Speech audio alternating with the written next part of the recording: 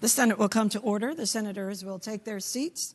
Those persons not entitled to the privileges of the floor will retire to the gallery. Good evening, senators. The senators and all those in attendance, please rise if you are able. We will be led in prayer this morning by the Reverend Stephen Starzer of Fairfield Presbyterian Church in Mechanicsville. Following the prayer, if everyone will please remain standing, and we will be led in the Pledge of Allegiance to the flag of the United States of America by our own Chief Technology Officer, Jonathan D. Palmore. Thank you for the privilege of allowing me to pray for you. Almighty God and Creator of us all, we live under the banner of Sic Semper Tyrannis, our declaration that no one should look down on another as something less. We recognize the fact that we are all created equal and no one is greater than another. We value each person. As Americans, and particularly as Virginians, remind us that in that equality, we need to see each other as people, not as categories, not as groups. Bring us together when we tend to divide. Help us to remember that we live in a commonwealth. Let that declaration remind us of our God-given responsibility to care for others. Help those who are gathered in this august body to recognize that the differences which seem so great pale in comparison with our common love for freedom and democracy and the well-being of all the people. Help us all to see that while we may be divided by the pathways to solutions, we are yet united in our love for the people of our country and of our Commonwealth. Remind us that you are the only one with all the right answers. Remind us that we need each other in order to form a more perfect union and a more perfect Commonwealth. I pray all this in the name of the one without whom nothing has been made. Amen. Amen. I pledge allegiance to the flag of the United States of America and to the republic for which it stands, one nation, under God, indivisible, with liberty and justice for all.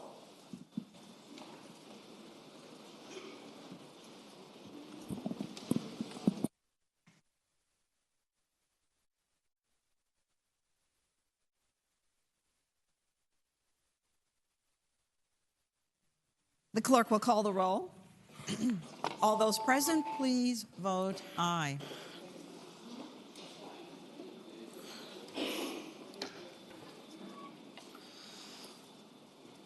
The clerk will close the roll.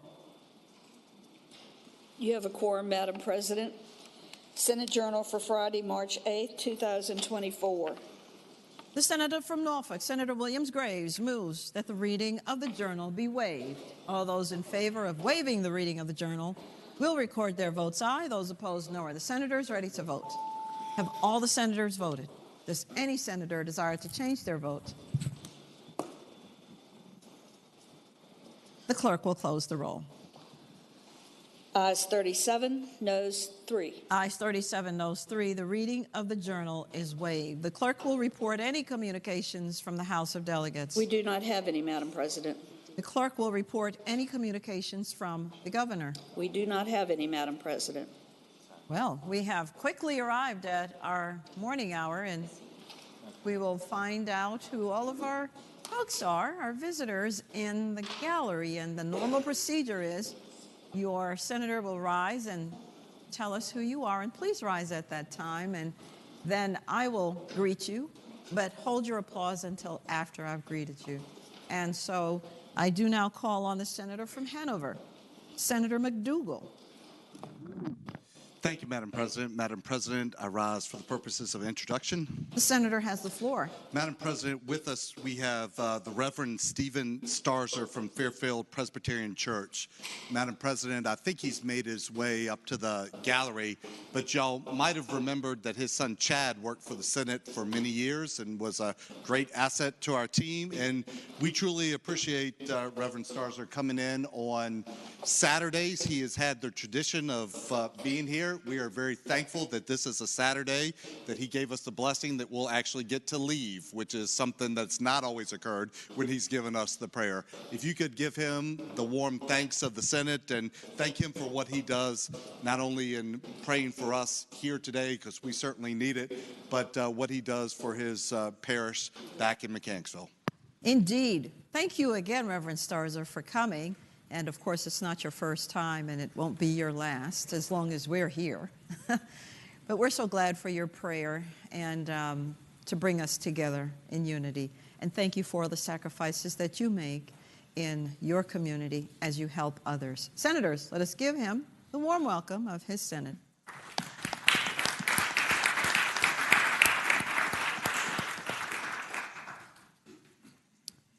Is there any other business to come for the morning hour?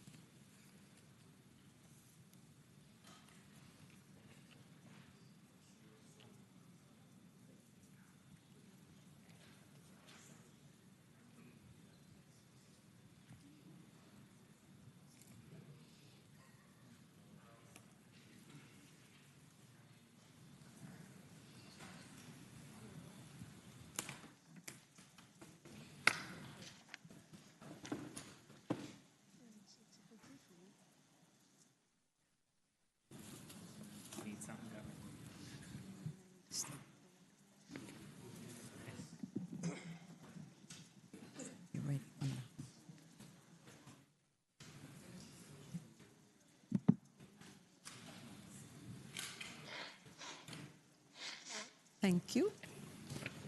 Senator Locke, the senator from Hampton. For what purpose does the senator rise? Madam President, I rise for a special presentation. The senator may continue. And for this presentation, Madam President, I would like to ask the clerk if she would come stand right here, please. The clerk may She has obey. to come to the Supreme Court. Right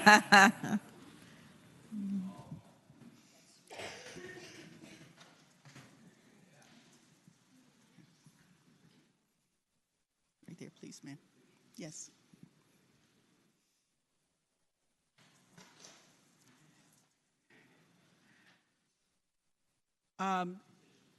This is Madam Clerk's 50th year being here with us in the Senate Clerk's office. And on behalf of all of us here, 40 of us here on the floor, we want to thank you for your years of service, not only to us, but also being a mentor to the staff, to the pages, and to each and every one of us here. We want to thank you for your service to NCSL and for all that you have done to make this operation run as smoothly as it has. And on behalf of the Senate Republican Caucus and the Senate Democratic Caucus, we would like to make a donation of $1,000 to the Virginia Capital Foundation for the Women's Monument, and also to thank you for all that you do on behalf of each and every one of us. And we appreciate you and thank you so very much for all that you've done for us over these past 50 years. So thank you very much.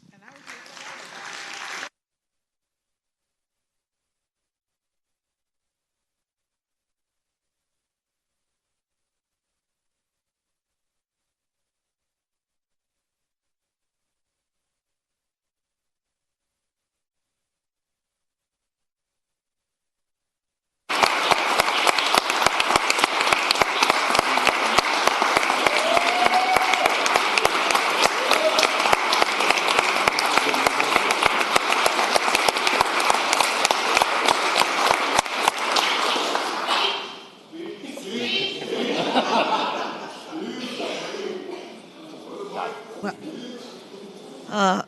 I have to say I'm very, very surprised and caught off guard. I thought the rumor mill was better than it is. And yesterday, about this time, I was pasting together a speech for the pages, but I don't have a speech written for this.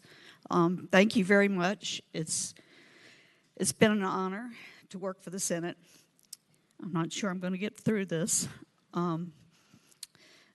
I've had many, many opportunities because of this position, and I have the greatest team on earth. They're just wonderful. And never thought when I was a little girl growing up in Brunswick County that I would be standing here today. So thank you, thank you, thank you. It's just truly been an honor, and I know my parents are looking down and smiling. So thank you very much.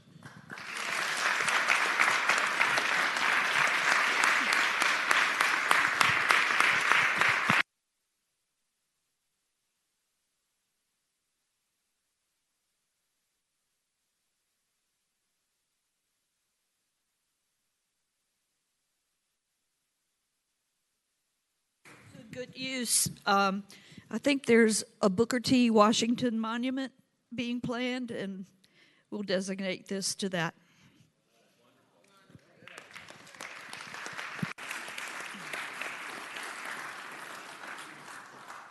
Chair calls on Senator McDougal, the senator from Hanover. Madam President, I was moving forward to give Madam Clerk a hug, but Madam President, I think this is one of the times again where it shows how the Senate is different. And we have, the Chair of Rules and I sat down and talked about this. Our caucuses came together and each contributed. And we are, Madam Clerk, we are truly appreciative for what you do. We understand that this year in particular has been more trying. It's great to have a new building, but there's lots of challenges with having a new building.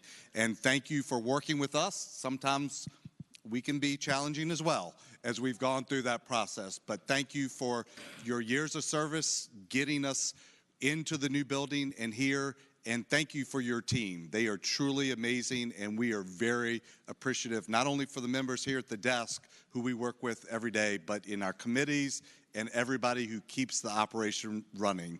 We truly appreciate you and them. Thank you. Chair calls on Senator Lucas, the senator from Portsmouth.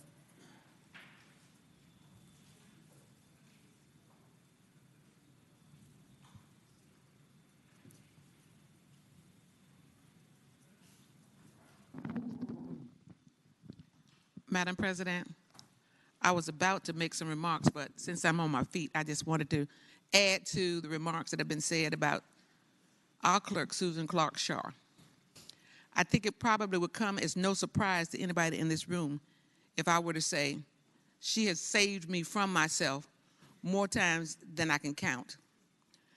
Coming into the Senate in 1992, I was, of course, much younger, a bit more rambunctious,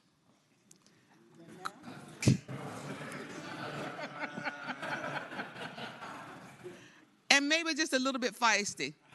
Oh. And on several occasions, our clerk actually did save me from myself. I actually almost had a fight here on the floor of the Senate. And the Senate clerk told me, you can't do that in here, take it in the bathroom. True story. And so if anybody owes our clerk a debt of gratitude, it's the person standing with this mic right now. So I have to tell you just how much I appreciate you. The time that you and Senator Miller whipped me into shape in the backseat of the car, the many times in the ladies' room, and other times on the phone. So I just want to thank you for all that you've done, not only for all of the members of this chamber, but especially for me. Thank you.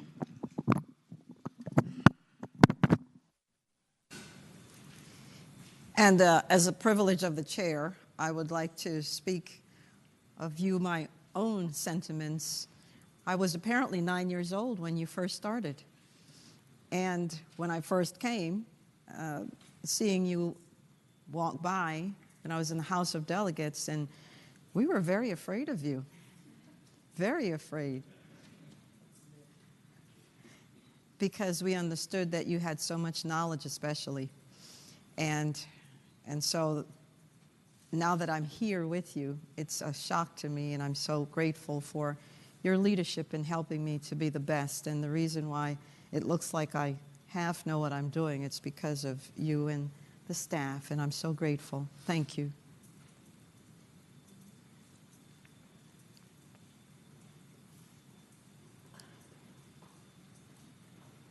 Is there any other business for the morning hour? The clerk will call the calendar.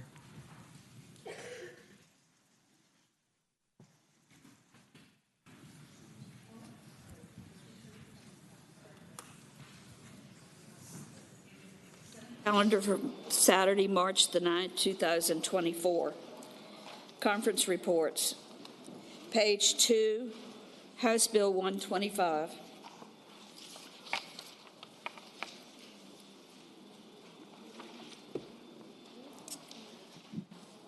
Senator Carol Foy.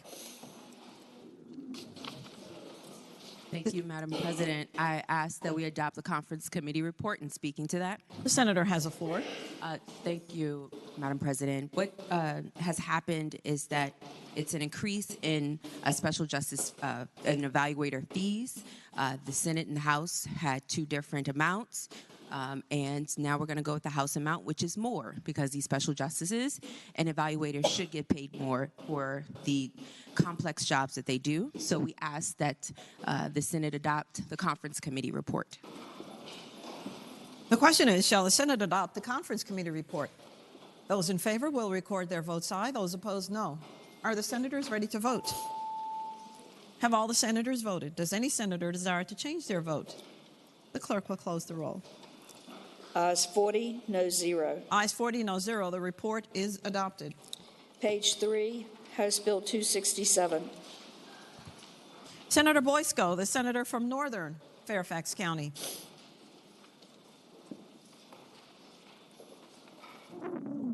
Thank you, Madam President. I move that we adopt the conference report. And speaking to the bill. The senator may continue. Thank you, Madam President. HB 267 is identical now to the substitute for my bill, SB 357. The conference substitute provides an affirmative defense to prosecution of an individual in an assault or an assault and battery of certain specific individuals with an enhanced Class 6 felony and 6-month mandatory minimum apply if such individual proves by a preponderance of evidence that at the time of the assault and battery or the assault, the individual's behavior were as a result of mental illness, a neurocognitive disorder, including dementia, or an intellectual disability or developmental disability such as autism spectrum disorder, as defined in the most recent edition of the Diagnostic and Statistical Manual of Mental Disorders of the American Psychiatric Association, or the individual met the criteria for issuance of an emergency custody order. The conference substitute also provides that if such an individual does not prove that his behaviors were a direct result of his mental illness, intellectual disability, developmental disability, or neurocognitive disability, but the evidence establishes that his mental illness, intellectual disability, or developmental disability otherwise contributed to his behavior, the finder of fact may find the accused guilty of a misdemeanor assault or assault and battery. And then lastly, the conference substitute provides that such affirmative defense shall not be construed to allow an affirmative defense for voluntary intoxication. I've been working on this, I think, since 2020 with the senator from Eastern Fairfax County and got a lot of good counsel from the junior senator from Loudoun County. This has been a collaborative effort with families who have loved ones who have been barred for any sort of services in the autistic community because they have these felonies on their record. This is going to be life-changing for a lot of families, and I ask my colleagues to vote for the bill. The question is, shall the conference committee report be adopted? Those in favor will record their votes aye. Those opposed, no. Are the senators ready to vote? Have all the senators voted? Does any senator desire to change their vote?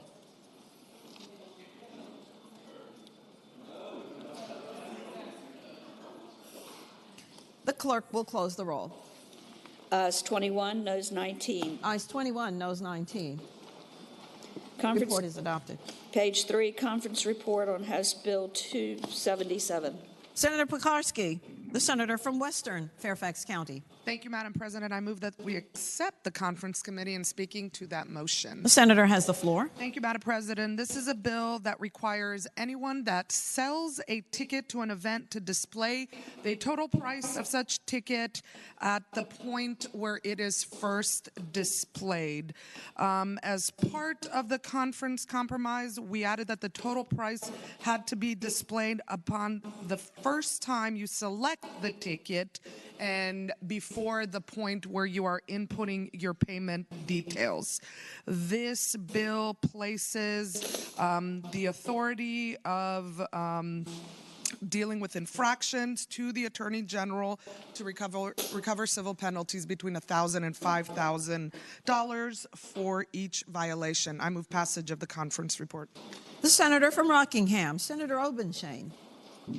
Madam President, I would ask if the senator would yield for question. Will Senator Pekarsky yield for a question? Senator yields. Senator Obenshain has the floor. Madam President, I would ask, my recollection was that there was language that was proposed as an amendment to this consensus bill that was rejected by both the House committee that considered it and the Senate committee that considered it. Am I correct in understanding that this conference report reinserts that language that had been rejected by committees on both sides of the chamber? Senator Pekarsky has the floor. Thank you, Madam President. While I did not serve as a participant in either one of those committees, I do believe that that may be the case, correct? Madam President, speaking to the conference report. The senator may continue. Madam President, this issue is not my issue, but I did sit on the committee that considered this, and it was a very confusing debate, one in which we spent a considerable period of time looking at this bill. This bill was brought to us as a result of a work group that had been working on this issue for the better part of the past year, is my understanding, and there was peace.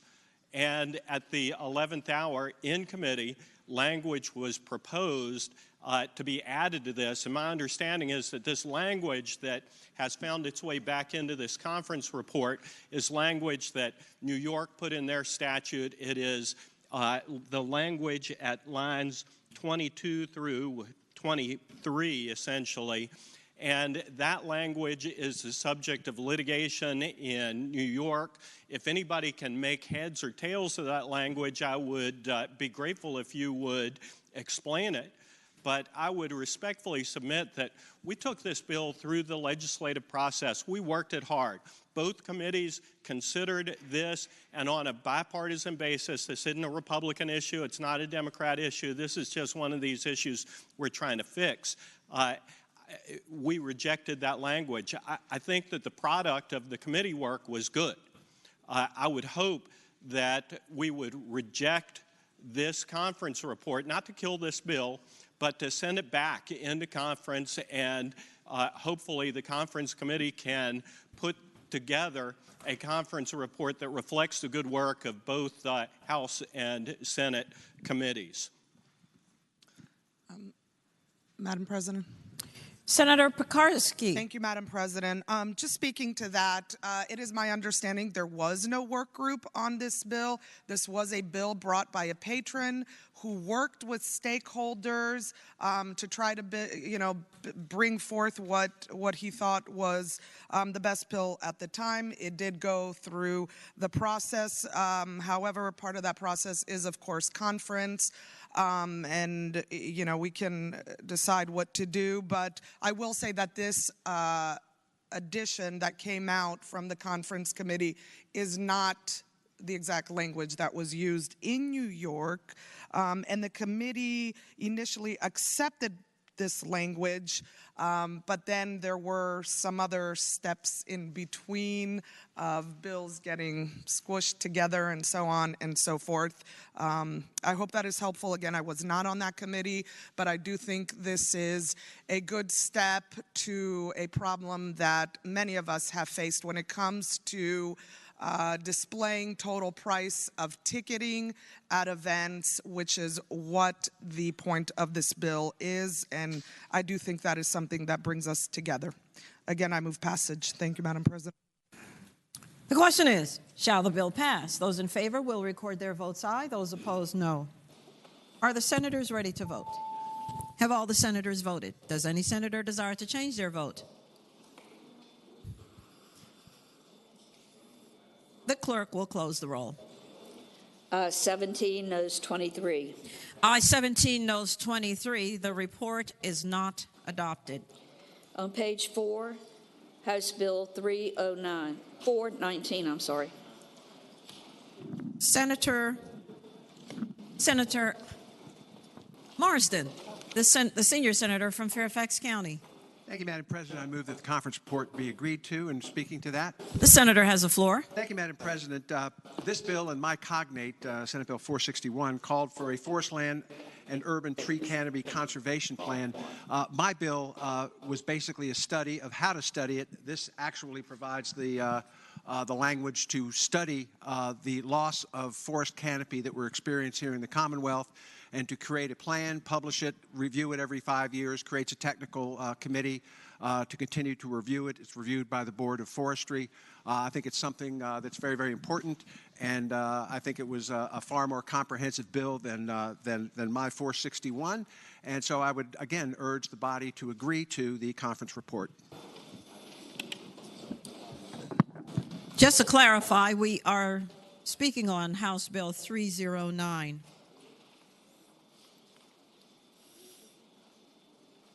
The question is, shall the conference committee report be adopted? Those in favor will record their votes aye. Those opposed, no. Are the senators ready to vote? Have all the senators voted? Does any senator desire to change their vote? The clerk will close the roll. Ayes 40, noes 0. Ayes 40, no 0. The report is adopted. Page 4, House Bill 419. Senator Hashmi, the senator from Chesterfield.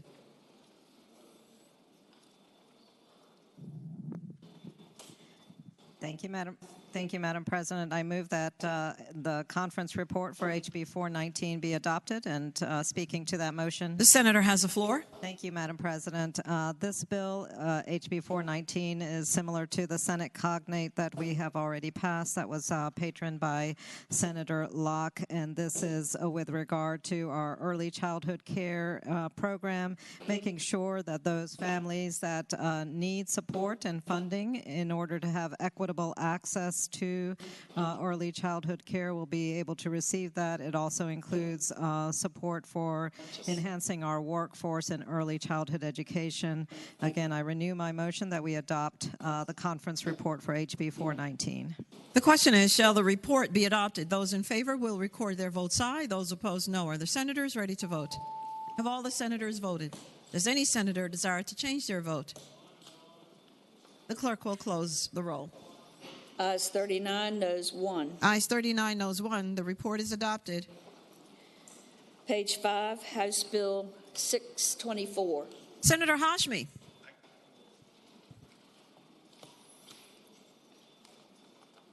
Thank you, Madam President. I move that we adopt the conference report for HB 624, and speaking to that motion. Senator may stay on. Thank you, Madam President. HB 624 is providing the kind of critical funding and support with resources that we need for our at-risk students, including those students that are EL learners. This bill is the cognate to the Senate version that was carried by Senator Locke. I believe that was SB 102. 104, and this increases the number of instructors that we have working with our English language students based on English proficiency levels. Importantly, it also provides increased support for at-risk students through the at-risk program, supporting programs and services for students that are educationally at risk, including prevention, intervention, as well as remediation activities. Much of this effort comes through recommendations that were highlighted in our JLARC report recently, and this would help to ensure that at-risk students, as well as those who are EL learners, get the kind of support and resources that they need. And finally, this also addresses the critical need to support instructors who are working towards their national certification in order to increase the numbers of our faculty in our schools that are nationally certified. It especially provides funding support for candidates who are working in Title I schools in order to pursue their national certification from the National Board for Professional Teaching Standards. And so again, significant effort to improve our education support and increase the quality of our public education. I move that we adopt the conference report for HB 624. The question is, shall the report be adopted? Those in favor will record their votes aye. Those opposed, no. Are the senators ready to vote? Have all the senators voted? Does any senator desire to change their vote? The clerk will close the roll. Ayes 39, noes 1. Ayes 39, noes 1. The report is adopted. Page 6, Conference Committee Report on House Bill 632. Senator Van Valkenburg, the junior senator from Enrico. Thank you, Madam President. Madam President, I move that we adopt the conference committee report, and speaking to that motion. The senator has the floor. Thank you, Madam President. Madam President, members of the body, the House has acceded to the Senate position, which makes this bill a universal licensure by reciprocity bill for teachers. The one difference from what was in the Senate version is that we said not only do you have to have taught for 3 years, but it couldn't have been virtually. We voted this out 40-0 at the time, and so I move that we adopt the conference report.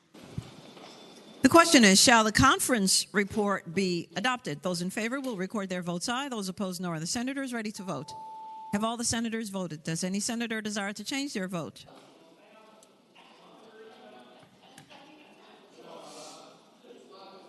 The clerk will close the roll.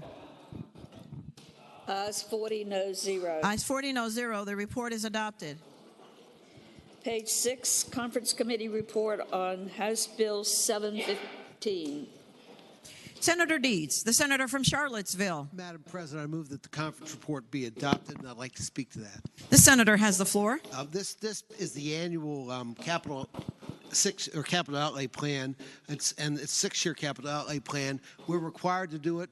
The Senate and the House have a different way of approaching these things, and both the Senate and the governor like to lay out the plans, even though this is subject to the Appropriation Act and could be changed by the Appropriation Act. And it won't be in this case, but so we've agreed to back off of our philosophical way of writing these things, and we've accepted the House's position and the governor's position.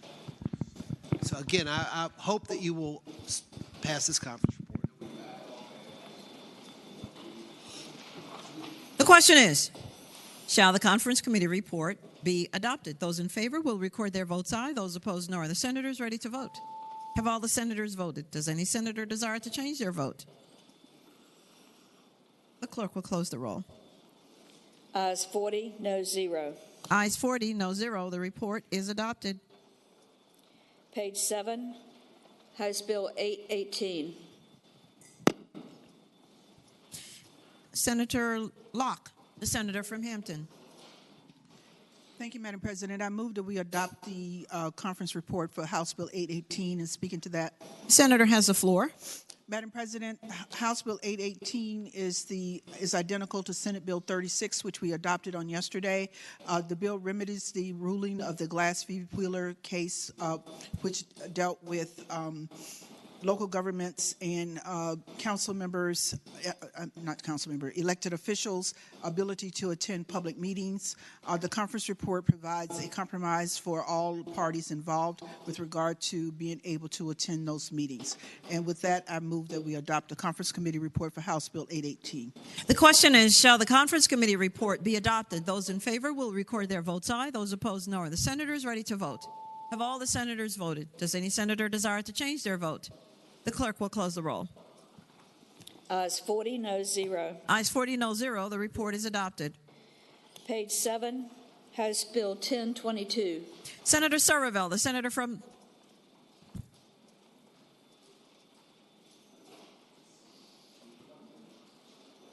Could that go by temporarily? Without objection, House Bill 1022 goes by temporarily. Page 7, House Bill 1022. I'm sorry. No. Page 8, House Bill 1083. Sorry. Senator Van Valkenburg, the junior senator from Enrico. Senator Hashmi, the senator from Chesterfield. Thank you, Madam President. I move that HB 1083 pass, and speaking to that motion. The senator has the floor. Thank you, Madam President. HB 1083 in the conference report that we have just agreed to seeks to address the issues of our Virginia longitudinal data system and the best areas to evaluate its ongoing processes and its future. The conference report that was just signed on to asked the Secretary of Education to convene a work group that will bring together members from SHEV as well as from the Virginia Office of Education Economics and key stakeholders as well as our chairs of education and chairs of finance in both chambers to take a look at the ongoing work for effective collection of data, assessment of data, and reporting of data, particularly around our educational efforts and workforce needs. And this is a critical next step now as we have powerful tools that we are able to deploy in terms of helping to guide policy, helping to guide our local governments, and helping to make effective decisions as we move forward for both education and workforce efforts. Again, I move that we adopt the conference report for HB 1083. The question is, shall the report be adopted? Those in favor will record their votes aye. Those opposed, no. Are the senators ready to vote? Have all the senators voted? Does any senator desire to change their vote? The clerk will close the roll. Ayes 40, no 0. Ayes 40, no 0. The report is adopted. Page 8, House Bill 1098. Senator Deeds, the senator from Charlottesville. Your microphone, Senator.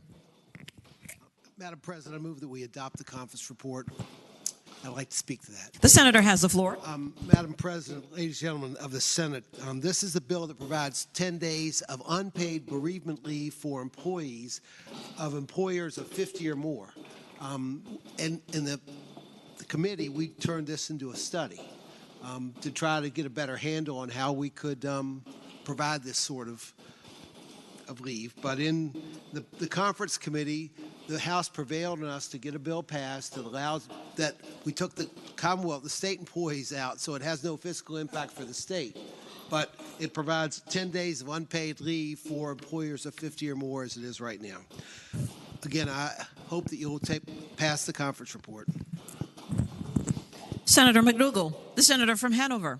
Madam President, speaking to the conference report briefly. Senator has the floor. Madam President, this is, I appreciate the senator going through what's in the bill, and regardless of whether you think it's a good policy or not, we should not be making a policy that treats state employees different than the rest of employees.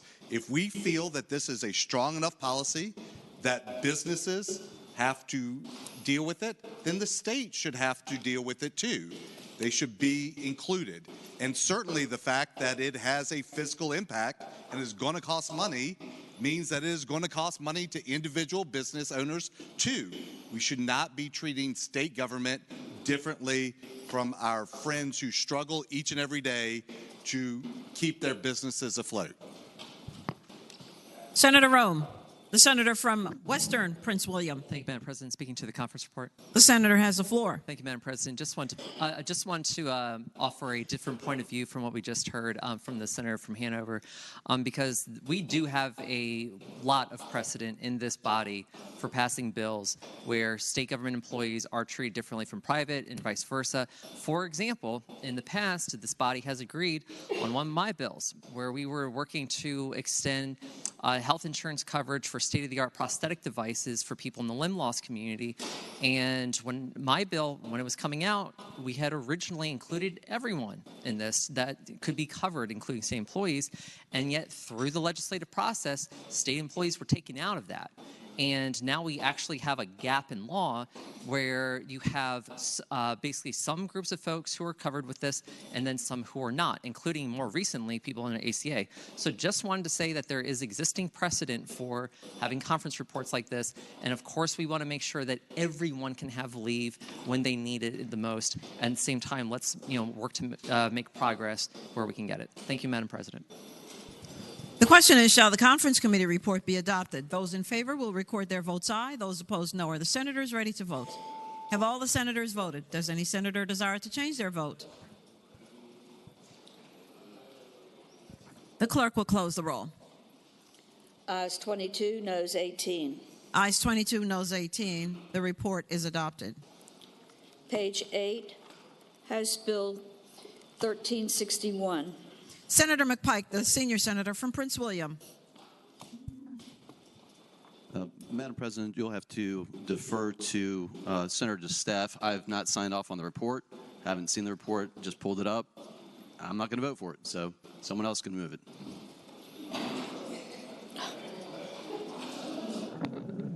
Senator DeStaff, the senior senator from Virginia Beach.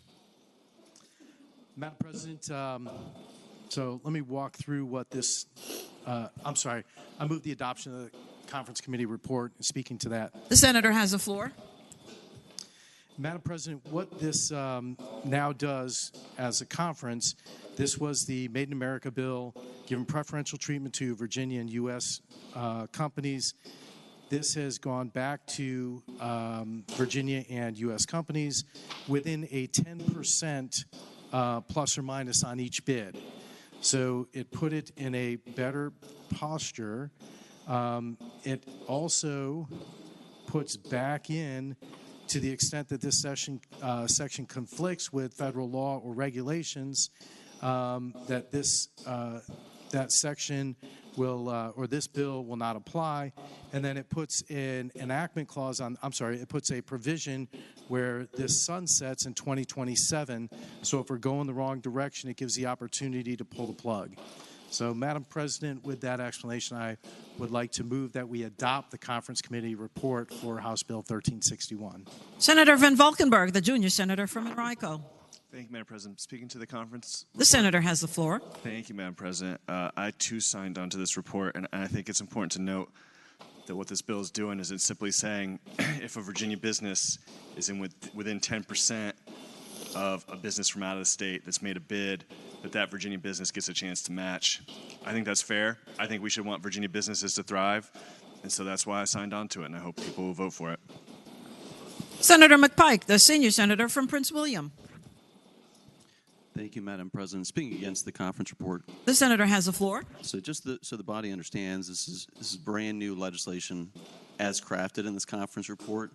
Two primary functional problems with it, one of which, Madam President, is it titles Virginia resident. And if you live close to any border, you can actually have, I have a lot of businesses in Virginia, and the owner resides somewhere else, just down the street. Think about it. You're creating a disadvantage. Also, if I'm a bidder and want to provide goods and services, why would I expose my numbers and bid on something to you and then lose out? This is going to have a chilling effect in the procurement process. This should have been dealt with in committee appropriately, not new merging. Some of this has been studied with the procurement work group. This is just bad policy.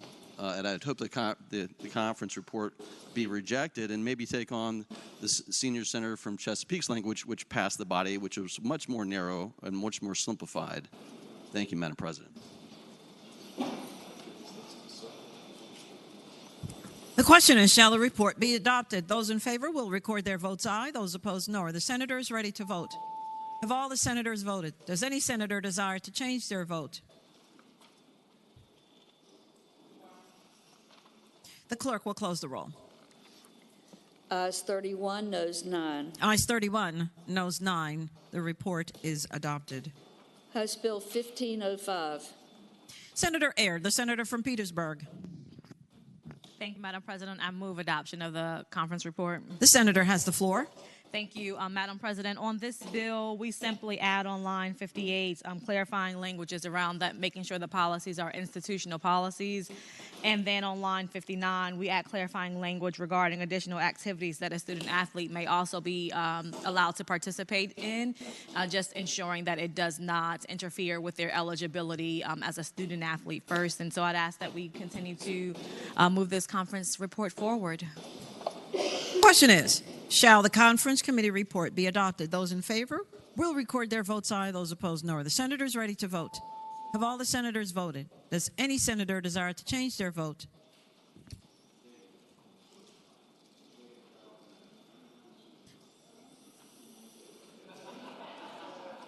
The clerk will close the roll. Ayes 39, noes 1. Ayes 39, noes 1. The report is adopted. Page 10, Senate Bill 207. Senator Surreville, the senator from Eastern Fairfax County. Oh, no. Senator Diggs? I'll do it. All right. Thank you, Madam President. I move we adopt the conference report and speak to the motion. The senator has the floor. Thank you, Madam President. This bill is the Senate cognate to House Bill 1022, which we took by temporarily when I was out in the hallway. This has to do with universal law enforcement officer certification. That is, if an officer wants to come from outside of Virginia into Virginia and become a police officer here, and avoid having to do a lot of training. The item in dispute was that the bill as passed the Senate basically required the outside law enforcement agency to swear that they had provided a full and complete disclosure of their records. The reason for that is that when we passed the police reform legislation back in 2020 special session, we required every Virginia law enforcement agency to basically provide an open file of any officer's personnel file looking to transfer between departments, and we thought somebody from out of state should also have to comply with the same requirement, but we can't force an out-of-state law enforcement agency to do that. The stakeholders felt like that would, requiring an out-of-state agency to swear their file was accurate, would basically make the bill completely useless. So the compromise we reached was we require the applicant officers, the police officer or DEA agent, FBI agent, whatever, who is trying to become a Virginia officer, they have to swear that they've provided a complete disclosure of any of their disciplinary actions that were taken against them professionally, and they have to provide a release. And I think that's about as close as we can get to what we achieved under our Senate Bill 5030 back in 2020. And the administration, I'll be clear, just isn't completely happy with this, but this is about as close as we're going to be able to get, so I'd hope we could adopt this, and maybe the governor will amend it if he doesn't like it. Senator Diggs. The question is, shall the Senate adopt a conference committee report? Those in favor will record their votes aye. Those opposed, no. Are the senators ready to vote? Have all the senators voted? Does any senator desire to change their vote? The clerk will close the roll.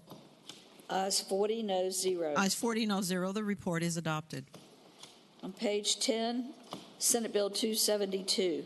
Senator Hashmi, the senator from Chesterfield. Thank you, Madam President. I move that we adopt the conference report for SB 272 and speaking to that motion. The senator may continue.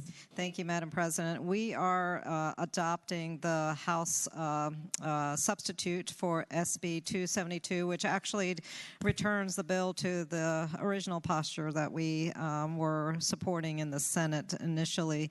So much of the language in the legislation was dependent on our budget, and I'm happy happy to share that the budget is providing the necessary funds to address the needs for this particular item of legislation. We have tried for years to ensure that there is adequate support for our English language learners so that they may have the opportunity to move forward in a effective and competent way in their academic work. And our English language instructors have been often overburdened by the number of students for whom they have been responsible. What this bill does is ensure that we are using effective ratios in considering the number of instructors to our EL students and basing it not just on numbers of students, but basing it on the students' language proficiency, so that those students who have the greatest need for support in their English language skills are in smaller classrooms and have more attention from their teachers in order for them to be successful learners. And this is an effective methodology for us to support these at-risk students, and I am hopeful that we will all support the conference report for SB 272. The question is, shall the report be adopted? Those in favor will record their votes aye. Those opposed, no. Are the senators ready to vote? Have all the senators voted? Does any senator desire to change their vote? The clerk will close the roll. Ayes 39, noes 1. Ayes 39, noes 1. The report is adopted. Page 11, Senate Bill 352. Senator Peake, the senator from Lynchburg.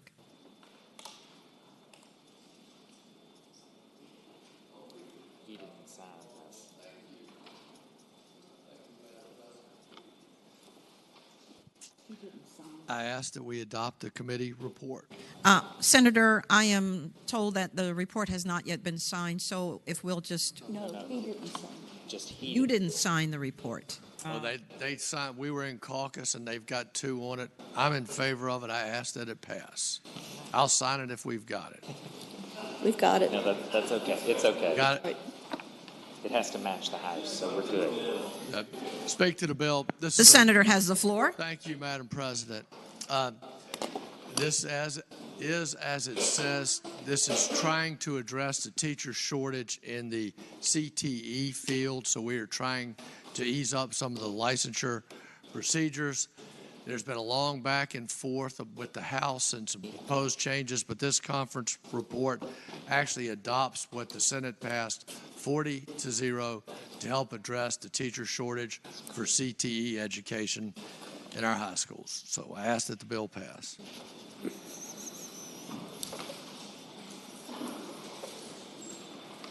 The question is, shall the bill pass? Those in favor will record their votes aye. Those opposed, no. Are the senators ready to vote? Have all the senators voted? Does any senator desire to change their vote? The clerk will close the roll. Ayes 40, noes 0. Ayes 40, no 0. The bill passes. Page 11, Senate Bill 357.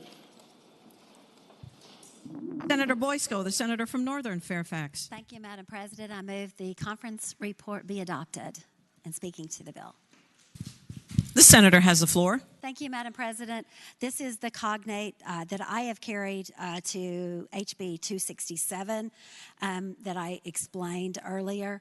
I think it's important to understand that under current law, a simple assault and battery offense carries a mandatory minimum punishment of at least 6 months in jail and a permanent felony record when offenses are committed against certain groups of people, including our law enforcement officers. And existing law also provides the option for a more serious charge when a responder has been injured. And this bill does not change that second part. When in the same position as a neurotypical person, people with disabilities may not make the same choices or experience the same reactions to given circumstances. They may experience involuntary responses and lash out in situations in which they feel threatened by an authority figure. And these cases can lead to traumatic, lifelong consequences for someone with autism or an intellectual and developmental disability or a serious mental illness. if they get a felony, they are left unable to receive public services or employment or social support if they have a felony conviction.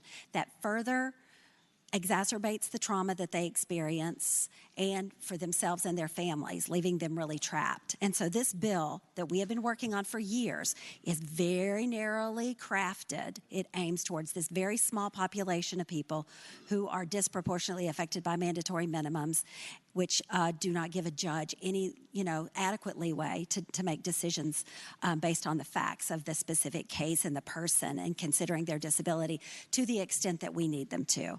And so I am very pleased that we just passed the cognate a couple of minutes ago, and I ask that we all vote for this bill. Thank you. The question is, shall the report be adopted? Those in favor will record their votes aye. Those opposed, no. Are the senators ready to vote? Have all the senators voted? Does any senator desire to change their vote? The clerk will close the roll. Ayes 21, noes 19. Ayes 21, noes 19. The report is adopted. On page 11, Senate Bill 388, we have a message from the House that they request a second committee of conference. Senator Pekarsky, the senator from Western Fairfax County. Thank you, Madam President. I move that we accede to the House's request for that second committee of conference. The question is, shall the Senate accede to the second request for a committee of conference on Senate Bill 388? Those in favor will record their votes aye. Those opposed, no. Are the senators ready to vote? Have all the senators voted? Does any senator desire to change their vote? The clerk will close the roll. Ayes 40, noes 0. Ayes 40, no 0. The Senate accedes to the request for the committee of conference. Conferees on the part of the Senate is named by the Chair of General Laws and Technology, Senator Eben, or Senators Pekarsky, Eben, and Reeves. Page 12, Senate Bill 461. Senator Marsden, the senior senator from Fairfax County. Thank you, Madam President. I move that the conference report be agreed to. And speaking to that. The senator has the floor. Thank you, Madam President. This is identical to House Bill 309, which you just voted on a few minutes ago, 40-0. That deals with the creation of a plan to deal with the loss of tree canopy that we have here in the Commonwealth. And I urge again that the conference report be agreed to. The question is, shall the report be agreed to? Those in favor will record their votes aye. Those opposed, no. Are the senators ready to vote? Have all the senators voted? Does any senator desire to change their vote? The clerk will close the roll. Ayes 39, noes 1. Ayes 39, noes 1. The report is adopted. Page 13, Senate Bill 504. Senator Surreville, the senator from Eastern Fairfax County. Madam President, I move to adopt the conference committee report and speak to that motion. The senator has the floor. Thank you, Madam President. Ladies and gentlemen of the Senate, this bill is identical to the bill we passed with one change. The delayed enactment clause needed some massaging to basically make certain portions of the law that don't have a fiscal impact effective now and other portions that do have a fiscal impact effective in 2026. Otherwise, the policy that we voted before is identical. It was just some tweaking that was needed because of the fiscal impacts associated with the system. And the state police right now is completely redoing their criminal background record-keeping system. So we're trying to avoid disrupting that. That's basically all the conference report does. The question is, shall the report be adopted? Those in favor will record their votes aye. Those opposed, no. Are the senators ready to vote? Have all the senators voted? Does any senator desire to change their vote? The clerk will close the roll. Ayes 21, noes 19. Ayes 21, noes 19. The report is adopted. On page 14, Senate Bill 585. Senator Deeds, the senator from Charlottesville. Madam President, I move that the conference report be agreed to. I'd like to speak to that. The senator has the floor. Madam President, members of the Senate, this conference report is identical to the conference report 715, which we adopted 40-0 a few minutes ago. It's basically the 6-year capital outlay plan for the Commonwealth. Again, I move that you pass the report.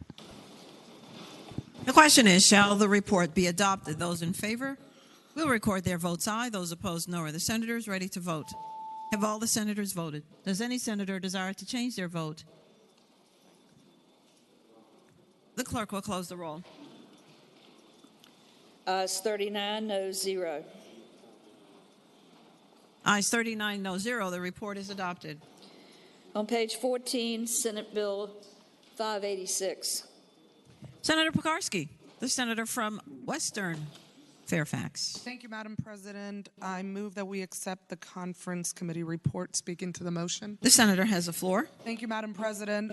We actually passed a cognate to this from the House yesterday. There were a few tweaks. We worked on ensuring that we have the definition of what a restorative practice is and having some examples of that. We asked the DOE to gather information of schools that are using this as a form of disciplinary and the last piece of it is we agreed that we would not make it a requirement for schools to do this. We would just ask them to initiate these practices before going into some of the more harsher disciplinary measures. So I move passage. Thank you. The question is, shall the report be adopted? Those in favor will record their votes aye. Those opposed, no. Are the senators ready to vote? Have all the senators voted? Does any senator desire to change their vote?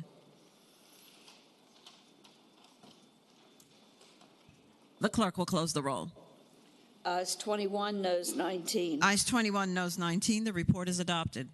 Page 14, Senate Bill 627. Senator Lucas, the senator from Senator Hashmi, the senator from Chesterfield.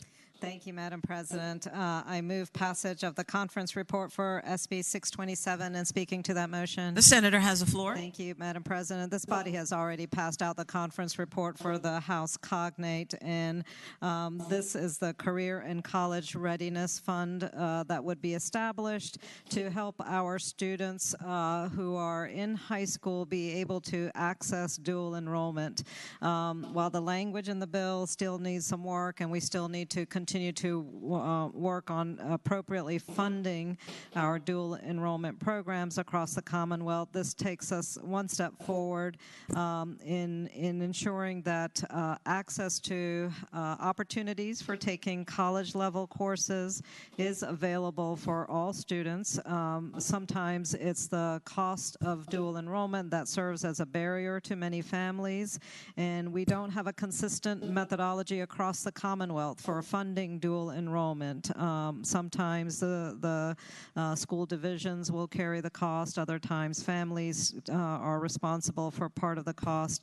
The goal is that we have a more efficient and uniform way of granting opportunity and access to students all across Virginia.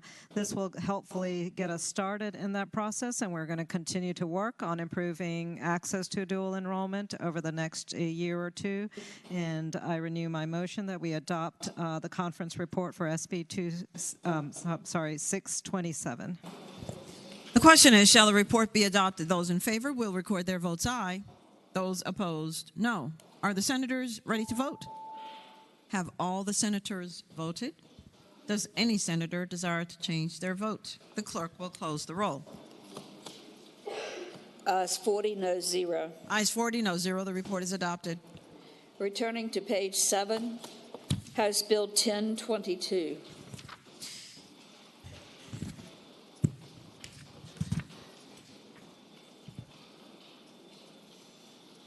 Senator Surville, the senator from Eastern Fairfax County. Madam President, I move that we adopt the conference committee report and speak to the motion. The senator has the floor. Thank you, Madam President. House Bill 1022 is the House cognate for the Senate bill by Senator Diggs. I think it was 504, maybe. Okay, 357. Sorry, 357. We just adopted 10 minutes ago unanimously. I would hope we could do the same thing on this one.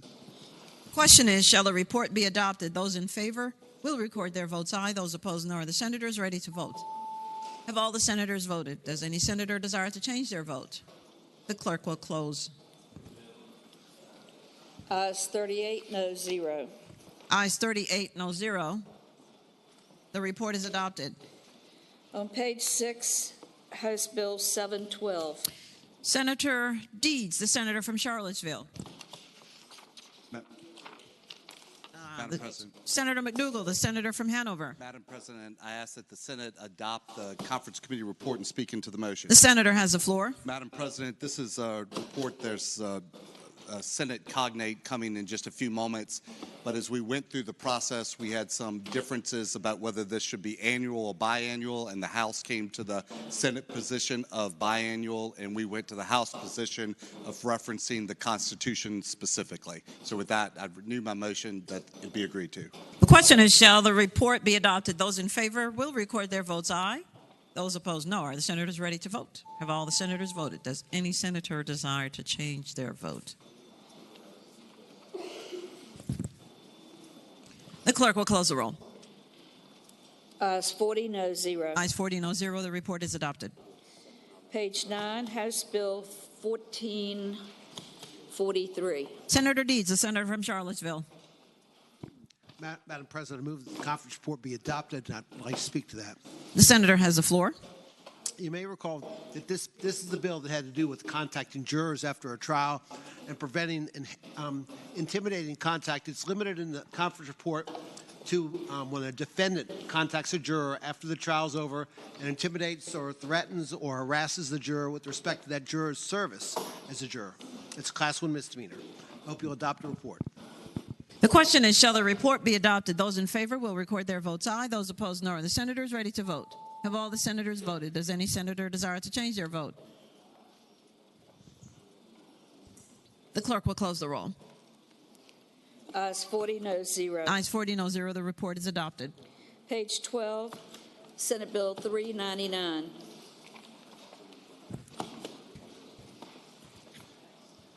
Madam The President. senator from Hanover, Senator McDougall. Madam President, I move that the Senate adopt the conference committee report and speaking to the motion. The senator has the floor. Madam President, this is the cognate of the bill we just took up a few moments ago that requires the governor to introduce information in the financial plan that shows the structural balance of the budget over 6 years.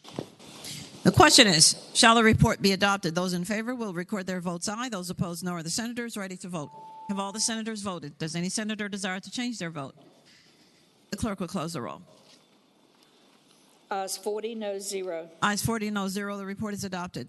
Page 15, Senate Bill 729. Senator Surreville, the senator from Eastern Fairfax County. Thank you, Madam President. I move to adopt the conference committee report and speak to that motion. The senator has the floor.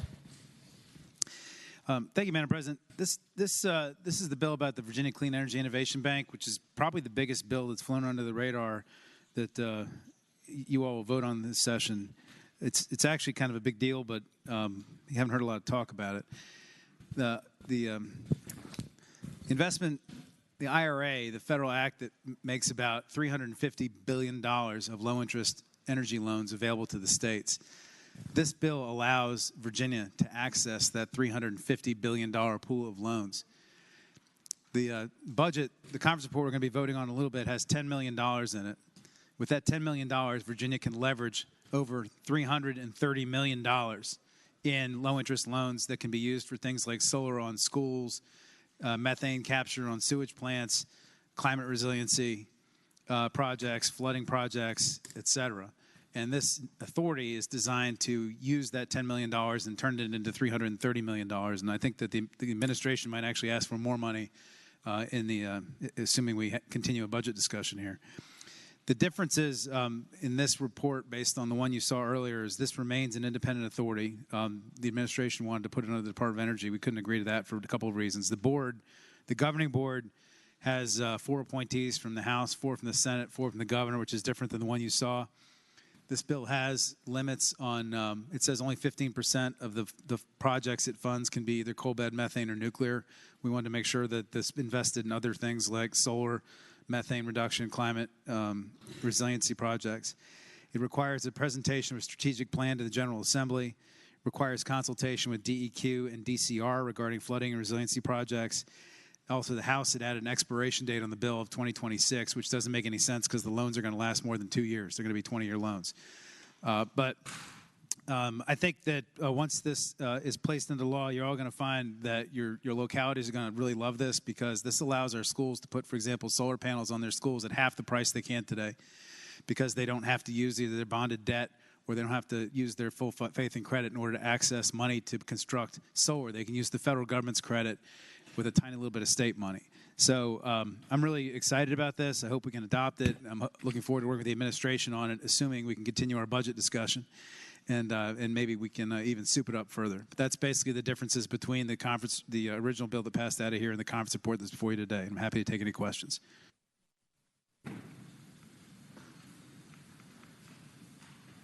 The question is, shall the conference committee report be adopted? Those in favor will record their votes aye. Those opposed, no. Are the senators ready to vote? Have all the senators voted? Does any senator desire to change their vote?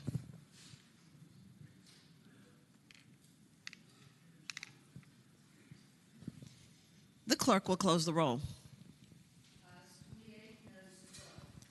Ayes 28, noes 12. The report is adopted. Returning to page 15, uncontested calendar, House Joint Resolution on second reading. Senator Locke, the senator from Hanover.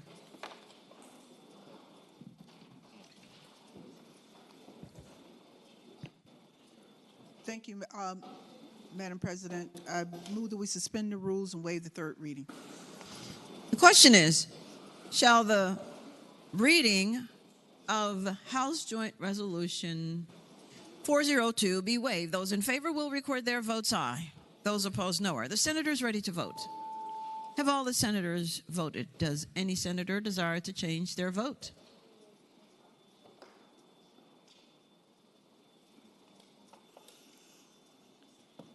The clerk will close the roll. Ayes 39, no 0, Rule 36-1. Ayes 39, no 0, Rule 36-1. The reading of the amendment of the resolution is waived. Senator Locke. Thank you, Madam President. I move that we agree to House Joint Resolution 402 and speak into that. The senator has the floor. House Joint Resolution 402 is confirming various appointments by the Joint Committee on Rules and the Speaker of the House to various committees and to various commissions and boards. Again, I move its approval. The question is, shall the resolution be agreed to? Those in favor will record their votes aye. Those opposed, no. Are the senators ready to vote? Have all the senators voted? Does any senator desire to change their vote? The clerk will close the roll. Ayes 39, no 0, Rule 36-1. Ayes 39, no 0, Rule 36-1. The resolution is agreed to.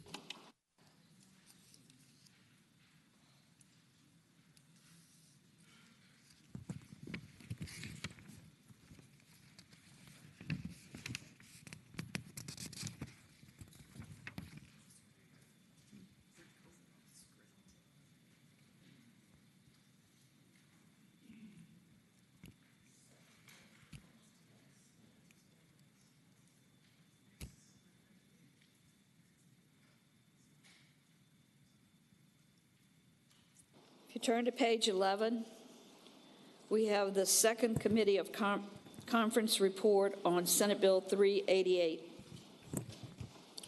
Senator Pekarsky, the senator from Western Fairfax County. Thank you, Madam President. Can't believe we've gotten to this moment on 388, but I move that we accept the committee report. Speaking to the motion. The senator has the floor.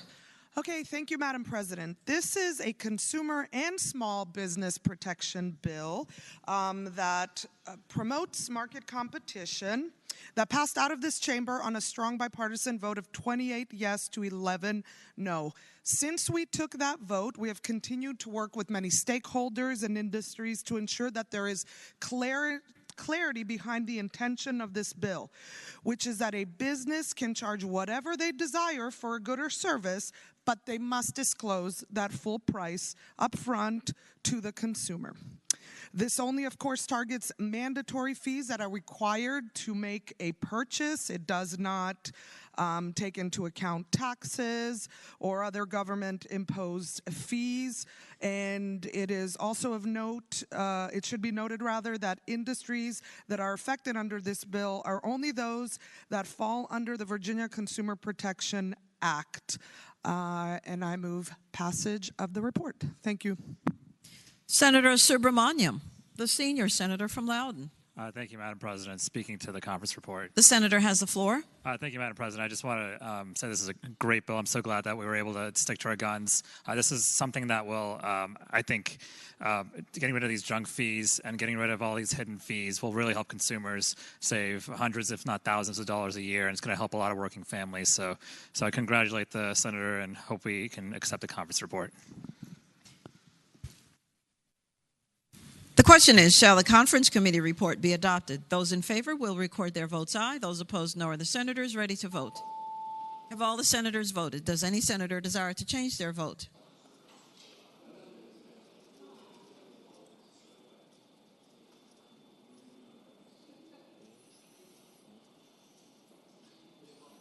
The clerk will close the roll.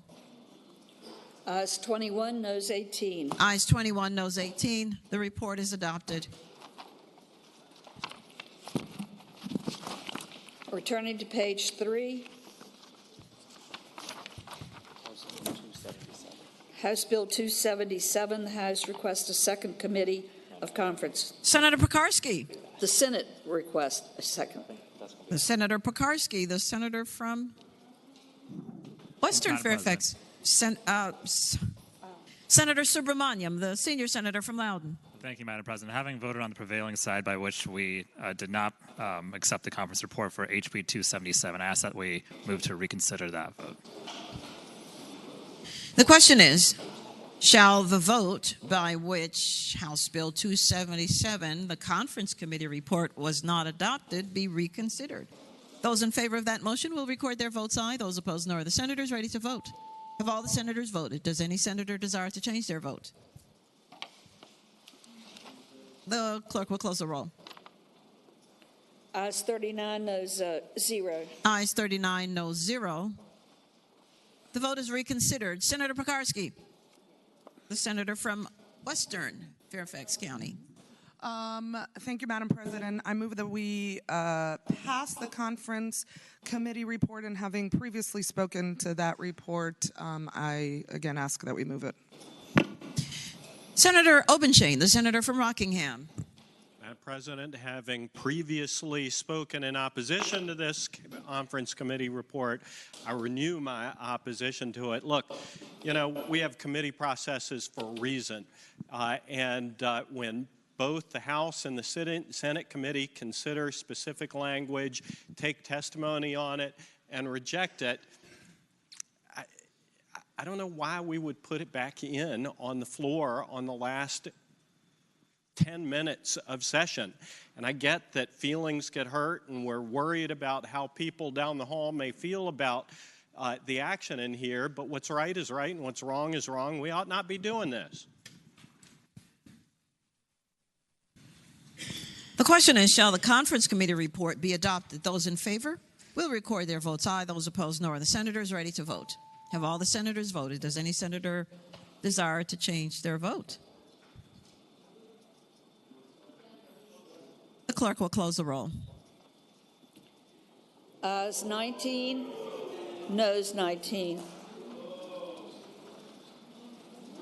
Chair votes no.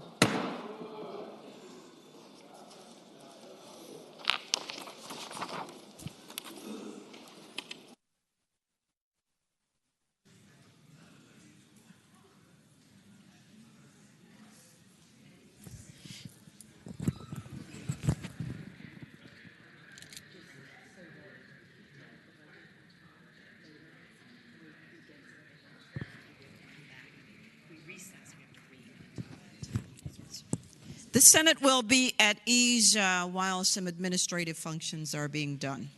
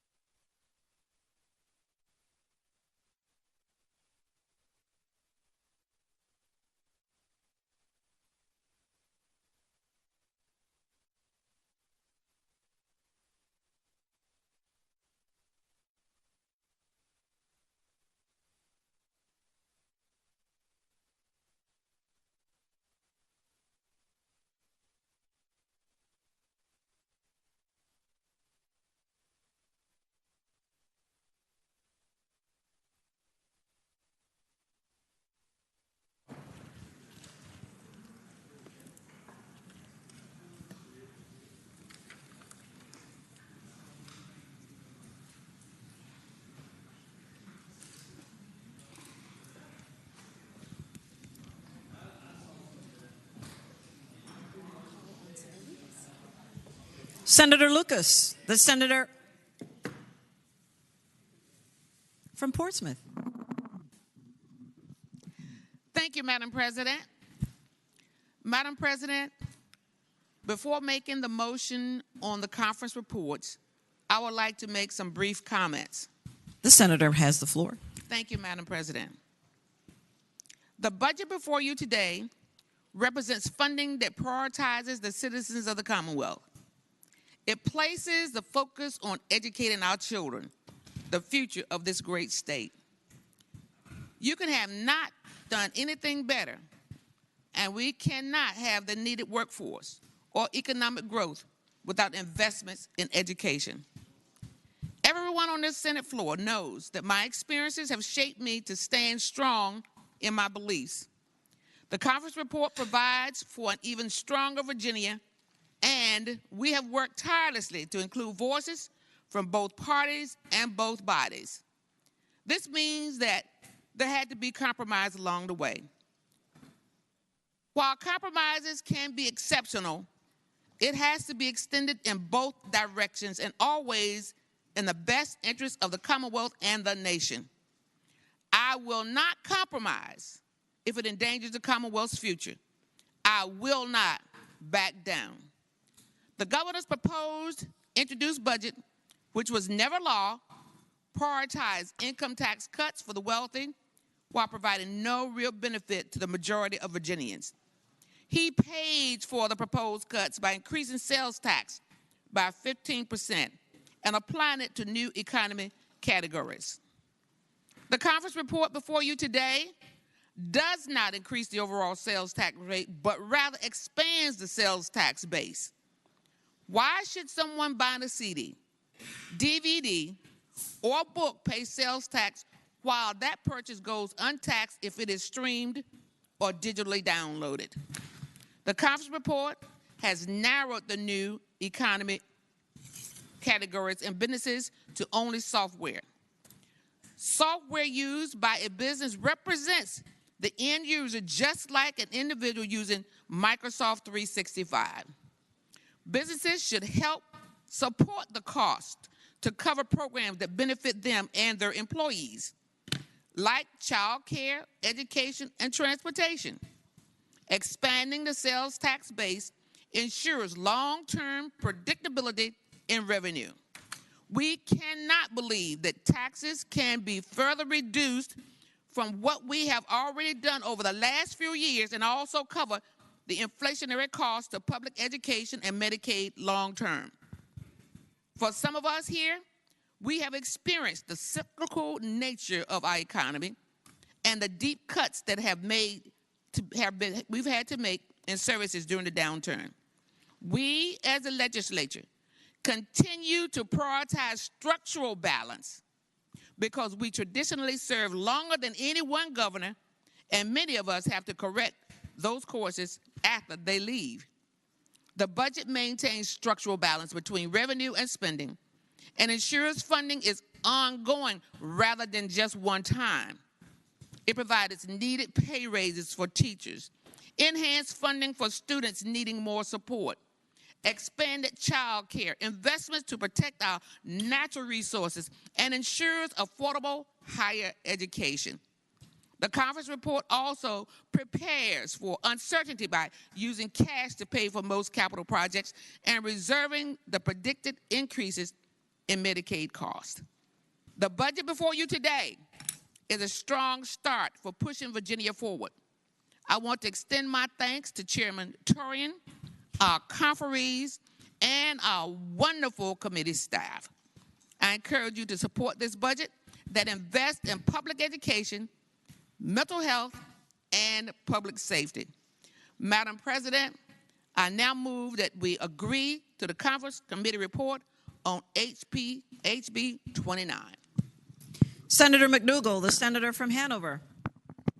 Thank you, Madam President. Rise to speak to the motion. The senator has the floor. Madam President, thank you. Madam President, extensive time and effort were devoted to ensuring that this budget was completed on time, and we worked toward consensus to advance that process. Madam President, I want to thank Chair Lucas for her generosity and courtesy as we work through the process. Many of you who've been here a few years know that the processes have not always worked this way. It's not always been one that is open, that all conferees were invited to be at the table, not one where we have spent, on this past Sunday, I think we were here almost 14 hours that day. That were the members were here. Staff was here probably 20. So, Madam President, I want to give my sincere appreciation to our chair for making that process work in that way. It has truly been a privilege to work through it. And Madam President, I would say that there has been significant progress as we've worked on this budget. There are a number of components that I feel very strongly about. My mother was a school teacher before she started her business, so I watched some of the struggles that she had while she was teaching, and then the struggles that she had trying to maintain her business, particularly when it was fledgling. My daughter's in public education, and so I listen to the stories that she tells me when she comes home every night. And us working toward supporting education, not just financially, but in all manners, is important. And I think our entire caucus is truly appreciative of the fact that we're working toward education, toward public safety, and toward a direction of consensus. But as we've gone through this budgetary process, there are a number of things I agree with, but there are still some items that I think need further work. Madam President, as we go through the next part of the process, and I think all of us on this side of the aisle are committed to continuing to work with our chair, our Democratic colleagues, and the governor in order to get a budget that not only will pass this body and the body down the hall, but will be executed and signed into law by the governor. But Madam President, even though we disagree on sometimes about some of the specific points, it makes me proud of what this body is, and we've upheld those traditions of working together, even when we disagree on a policy, and being able to do it in a courteous and respectful way. And I want to echo the chair's just true thanks and appreciation to our staff, Director Keyes and the entire team. It's amazing how much effort that they've put into it, and we would not be able to have come through and understand the decisions we were making without their energy and expertise and commitment, and truly thank them. Thank you, Madam President.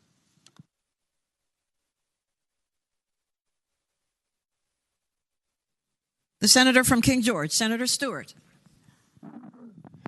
Thank you, Madam President. On Senate Bill 29, I will be abstaining on item 374, number 1C, but voting on the budget as a whole.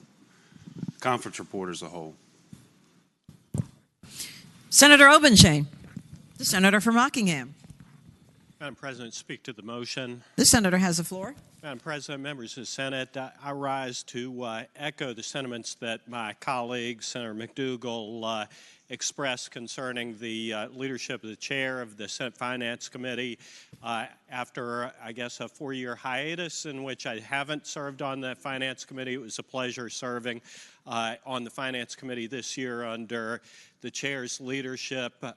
The cooperation, the openness, the willingness to listen to everybody without regard to geographic or political considerations was inspiring there.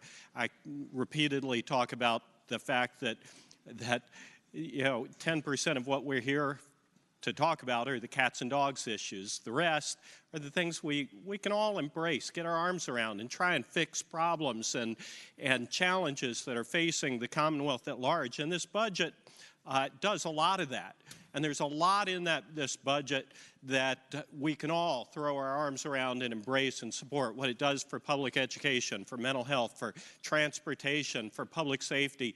These are core functions of government, and I thank the chair, the members of the Finance Committee, the conferees, and staff especially for their efforts in addressing that.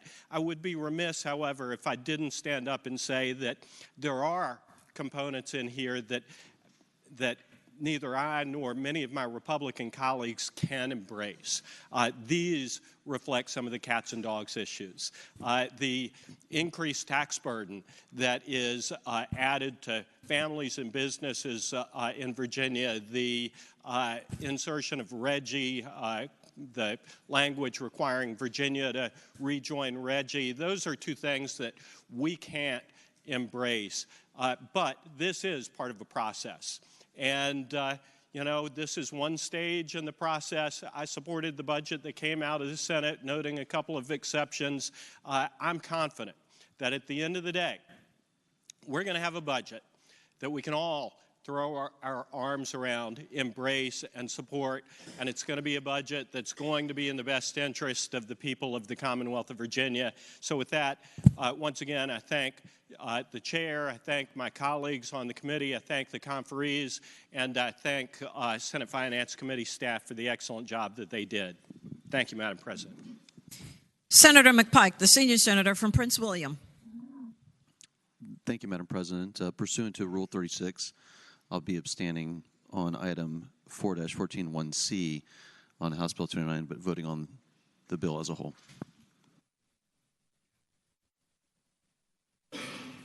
Senator Suderline, the senator from Roanoke. Thank you, Madam President. Speaking briefly. The senator has the floor. Thank you, Madam President. I appreciate the remarks of Senator from Hanover and the Senator from Rockingham, and I do appreciate the process very much led by our finance chair. Something that hasn't been said that I think needs to be said is how critical it is that Priority 1 waivers have been maintained throughout this process. It was in the introduced budget. It stayed every step of the way, and that's critical that we deliver that for the Commonwealth. I'm also optimistic where we will land.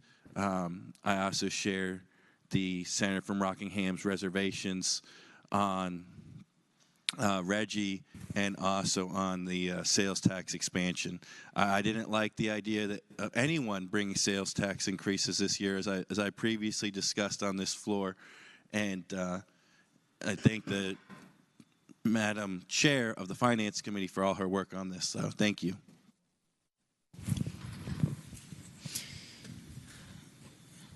Does anyone wish to register any abstentions? Senator Lucas, the senator from Portsmouth. Madam Chair, if I could. Senator Hackworth, the senator from Tazewell. Yes, speak briefly to the motion, please. The senator has the floor. So, first of all, I would like to thank Madam Chair and the budget conferees and all the budget staff. You know, this is the first year that we have had an inclusive budget process. And many of you remember last year it was pretty much decided by 3 people, and we was not included. And I just want to stand and say how grateful that I am that we have been included in the process. We have been told where that things stood.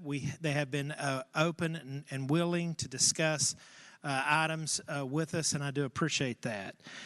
You know, we have one constitutional requirement when we come to Richmond, and that is to pass a balanced structural budget. And so that is what we have here. And although that there is things in this budget that I do not like, you know, it's already been mentioned, you know, RGGI and the framework for marijuana. I've been very vocal about that. But there is tax increases in there that I don't think is good for the Commonwealth. But there is also very good things in the budget. You know, when I look at teacher pay increases, when I look at funding for education, support for law enforcement, when I look at the programs and initiatives for mental health, when I look at the child care, and every weekend that I drive home, I drive on I-81. There is funding for I-81 in this budget. I'm so grateful for that. So, Madam Chair, I would say that you know, this is not the final budget product, and I'm looking forward to see what the governor will do to make it better. But I will be supporting this budget because of the good things that are in it that I feel like for Southwest Virginia, for my district, and I just appreciate the hard work that they have put into it and for being transparent. So thank you, Madam President. Senator Boysko, the senator from Northern Fairfax County.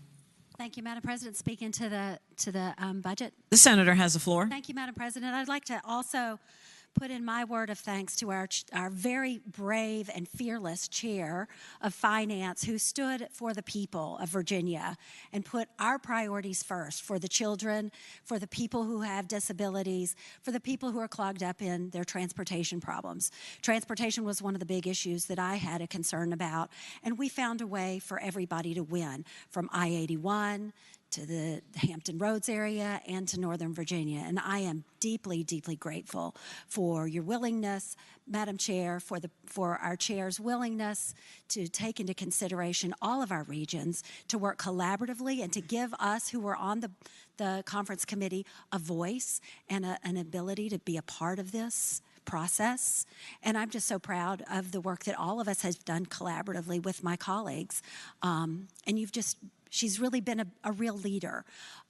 We know that, with so many of us being new this year and people taking leadership in new roles, there was some question of how we were all going to get along.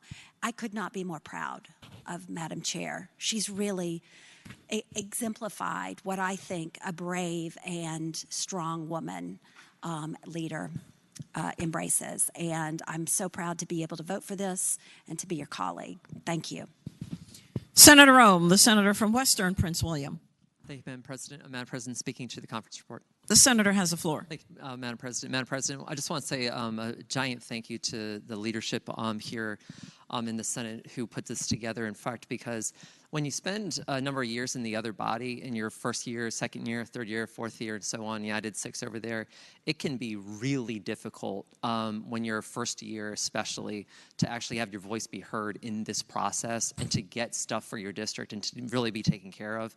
And to be blunt, I mean, on behalf of a number of us who are first-year members, watching our stuff actually get included and get included with like a fair shot at the beginning, what a breath of fresh air. That was just incredibly relieving. This budget, Madam President, does so much good for Prince William County, especially where I represent, and I know I speak on behalf of Senators McPike and Carol Foy here, everything for mental health, for crisis receiving centers, to making sure that Unity Reed High School, which is so often overlooked in Western Prince William, is getting $100,000 to help to help students train to become firefighters. That's awesome. I mean, and then with some of the stuff that I've been working on, we haven't had an increase in the school breakfast reimbursement rate in 12 years. And even though we didn't get everything that we wanted, we got a lot of what we wanted out of this because they fought for it. And that was not included in the House budget. It was included in the Senate budget. And I look at that as a significant first step that we need to get to eventually getting to universal free school meals, which is my end goal. And I know that the leadership here really is in lockstep with at least the goal for it. And the question is just how do we get there? And also, we are doing a really, really important thing here for the most vulnerable Virginians who are incapacitated adults. This is going to provide training that we need, that we've actually been fighting for a good while now, to make sure that court-appointed guardians know all the rights, responsibilities, and everything that comes with it when someone is going into their care, because, Madam President, that person who becomes into their care, they don't have access to their own rights at that point. And we saw cases, as noted in the JLARC report, where some guardians were taking on more than 100 wards in their care, which means that you had people, the most vulnerable people in Virginia, who were being left alone for months and months at a time, who weren't being checked in on around the clock. And even though most guardians do a great job, and most guardians are very attentive, it's so important that everyone knows this is what you need to do in order to get it done. And the fact that we got funding for that in here, I cannot say thank you enough to the members on both sides of the aisle, by the way, and even in both chambers, for making sure we got that taken care of. I'm really proud to vote for this budget today. I'm really proud of the leadership that allowed this to come out. No one gets everything that they want in a conference report. No one does. But we really are coming together, and we're going to make a really strong, good bipartisan statement today on behalf of the Senate. So thank you, Madam President. Thank you to Madam Chair as well. Senator Favola, the senator from Arlington. Thank you, Madam President. I rise to speak in favor of the budget. The senator has the floor. Thank you, Madam President. As I look at the different sections of this budget, a couple things become eminently clear. This budget is full of opportunity. It's opportunity in a way that I think will grow our economy, that will provide more equity in many sectors of our economy, and that really invests in our future. If you look at the educational portion of the budget, we have to be proud. We are making a statement about the value of public education, the importance of paying our teachers well, the value of adding on for literacy funds so every child can read by the 3rd grade. We also put dollars in for schools that might be at risk of not achieving the educational goals we have set for them. We also put a lot of money in higher education. We attempt to draw down or make it more affordable, if you will. Financial aid increases throughout the budget. And we also fund projects that will lead us, to, I think, down the path of more economic research, or research that will, again, either help us transition to a greener economy or provide better opportunity for different types of jobs, and jobs that are more technology-based, again, where there's growth and there's higher wages. I also believe that this budget invests in other areas besides the ones I noted. Transportation, I think Senator Boysko mentioned how across the Commonwealth there are some investments, not just in I-81, but the Metro up in Northern Virginia, Hampton Roads, and there's some toll relief. I guess there's an acknowledgement that transportation is needed. Transportation is one of those cornerstones that, again, helps the economy grow. I really believe that this budget had a long-term view, which is actually what we should be doing. We were elected to make good judgments, to not just think about today, but to think about tomorrow, and to make the decisions that will put us always in a strong place for prosperity. And I believe this budget does that. It's a value statement, but it's also a statement, I think, that is positive about where we think Virginia can head, about where Virginia's potential is, and about how much Virginians can grow and gain and give back. So I'm very proud, and of course I was proud to sit on the Human Resources Subcommittee, so thank you, Madam Chair. I enjoyed that a great deal. I appreciate the fact that this budget does take care of our most vulnerable Virginians, and that's something that really is our obligation. I was proud to say that we've got dollars in to ensure that as we unroll, as you say, Medicaid, we'll be able to have a safety net for folks, so we won't grow those that are uninsured. We won't grow the uninsured rolls. And we're also making great progress in the area of behavioral health.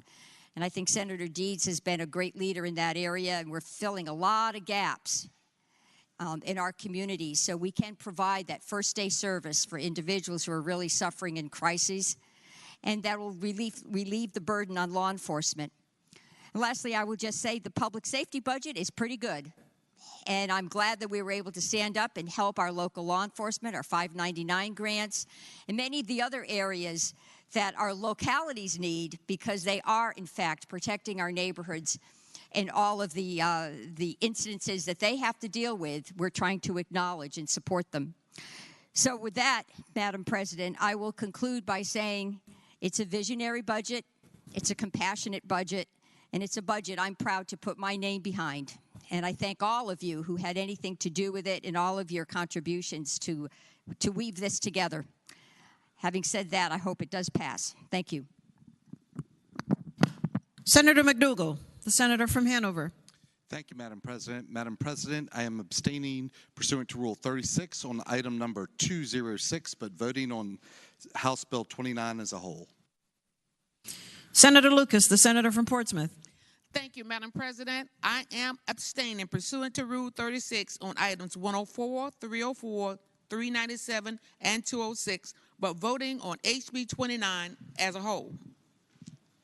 The question is, shall the conference committee report on House Bill 29 be adopted? Those in favor We'll record their votes aye, those opposed no. Are the senators ready to vote? Have all the senators voted? Does any senator desire to change their vote? The clerk will close the roll. Ayes 36, noes 4. Ayes 36, noes 4. The conference committee report is adopted. Conference committee report on House Bill 30. Senator Lucas, the senator from Portsmouth. Thank you, Madam President. Madam President, I now move that we agree to the conference report on HB 30. The senator has the floor. Thank you, Madam President. Personally, I will be abstaining pursuant to Rule 36 on item 92, 288, 288, 14C, 92, 1C, 382, 382, 1C, 489, 1C, and 3C, but we'll be voting on HB 30 as a whole. I'd like to renew my motion to adopt the conference committee report on HB 30. Senator Aird, the senator from Petersburg. Madam President, I am abstaining pursuant to Rule 36 on the following items, but we'll be voting on House Bill 30 as a whole, item 217, item 218, item 471, item C21 1C, C46 1C, C50 1C, C48 1C, and C20. Senator Stewart, the senator from King George. Madam President, speaking to the motion. The senator has the floor. Thank you, Madam President. I apologize. I didn't realize we were speaking to both bills in the very beginning, but I'd like to speak to the motion to HB 30. Madam President, members of this body, the chair of finance has gotten a lot of accolades today, and I'm going to tell you she deserves every one of them. Because when I came here some years ago, half the time you didn't have any information about how the budget worked. You didn't know what was going on. Nothing was shared with you. You just didn't know anything, and it would get dropped in front of you right before you had to vote on it, and you're trying to figure out what you should do. And the process may be improved a little bit along the way. But I couldn't get over this year how collaborative the process has been, and that is directly due to our chair of Senate Finance. And I wasn't a conferee. I didn't participate in any of that. But what I do know is that every member of this body had suggestions or concerns or likes or dislikes or wants or not wants. And some of them got in and some of them didn't. But I know for a fact that the chair listened and gave consideration to every one of them. And I think that is a first. I really do. I think it is a first for this body. And there's a lot of good in this budget. There's a lot I don't like. But isn't that the nature of a compromise? I think that's what we as a body have to do.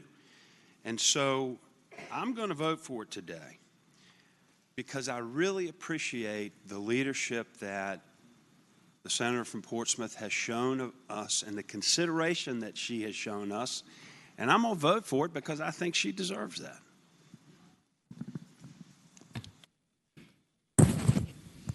Senator Suline, a senator from Roanoke. Madam President, speaking briefly to the bill. The senator has the floor. Thank you, Madam President. I like the senator from Rockingham and Hanover spoke earlier to both bills, but something I just want to point out briefly about this process. When I came here to work for Senator Smith, his first session, he came back ballistic that the conference report was put on his desk. He was expected to vote on it 34 minutes later. I can tell you it's 34 minutes because I was told that a lot more than 34 times the rest of that year. And I appreciate that our process has improved, and I also expect that as this budget goes through the process, it also will get improved as well. Thank you, Madam President. And thank you, Madam Chair, for honoring the 48-hour process. I appreciate that. Senator McDougall, the senator from Hanover. Madam President, I am abstaining pursuant to Rule 36 on items 194, 194-4S, 394-18C, and voting on SB 30 as a whole.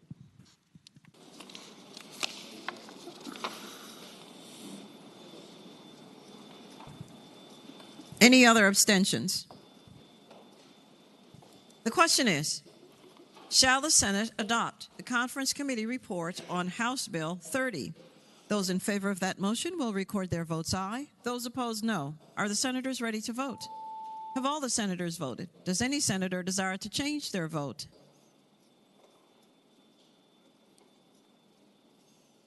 The clerk will close the roll. Ayes 24, noes 14. Ayes 24, noes 14. The report is adopted.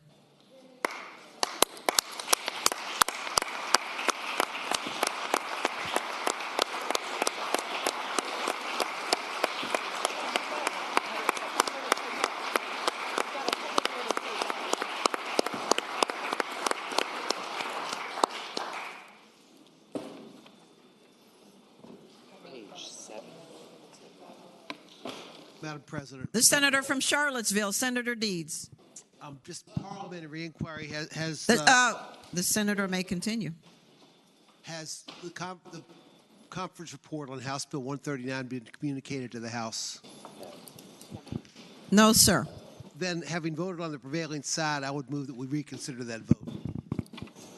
The question is, shall the vote by which House Bill 139, Madam President, the senator from Hanover, Senator McDougall, parliamentary inquiry. the senator may state it. Madam President, have we not had a motion to reconsider that bill 2 times?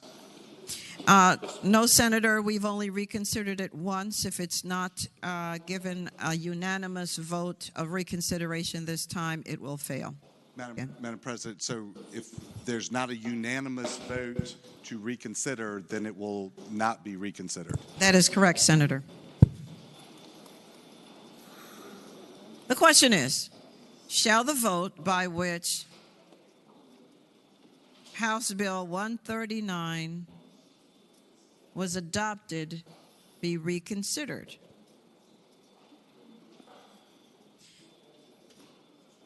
Are the senators ready to vote? Have all the senators voted? Does any senator desire to change their vote?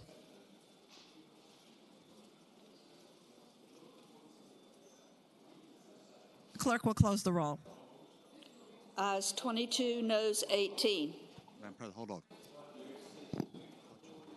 Ayes 22, noes 18.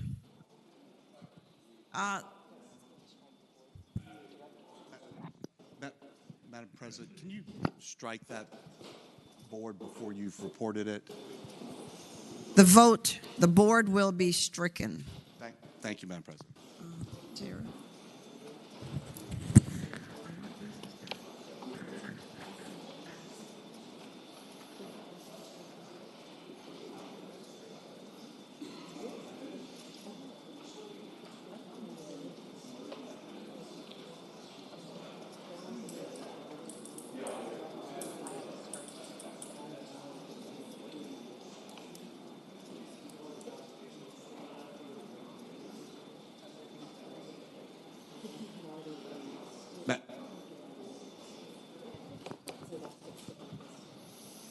Madam President. For what purpose does the senator from Hanover rise? Madam President, we had a little miscommunication about where we were in the process, so I think we're all understand now, so I'll make the motion to reconsider. Well, I don't think I can make the motion to reconsider. So I think Senator Deeds is going to make his motion again, and I'm going to support it. Having voted on the prevailing side, I would again move that this bill be reconsidered. And I would remind everyone that if the bill is not reconsidered, the conference report, which was approved yesterday, will go back to the House.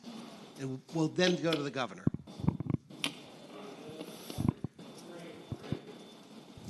The question is, shall the vote by which House Bill 139, the conference committee report thereof, was adopted, be reconsidered? Those in favor of that motion will record their votes aye. Those opposed, no. Are the senators ready to vote? Have all the senators voted? Does any senator desire to change their vote? The clerk will close the roll. Ayes 40, no 0. Ayes 40, no 0. The vote is reconsidered. Senator Deeds.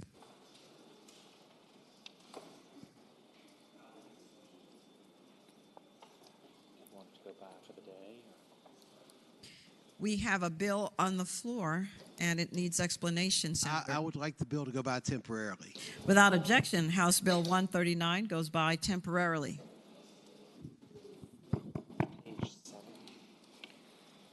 Senator Surreville, the senator from Eastern Fairfax County. Madam President, parliamentary inquiry. The senator may state I it. think we have two other conference reports that have come in that we can vote on, can't we? Yes. Okay, thank you. Page 7, House Bill 972.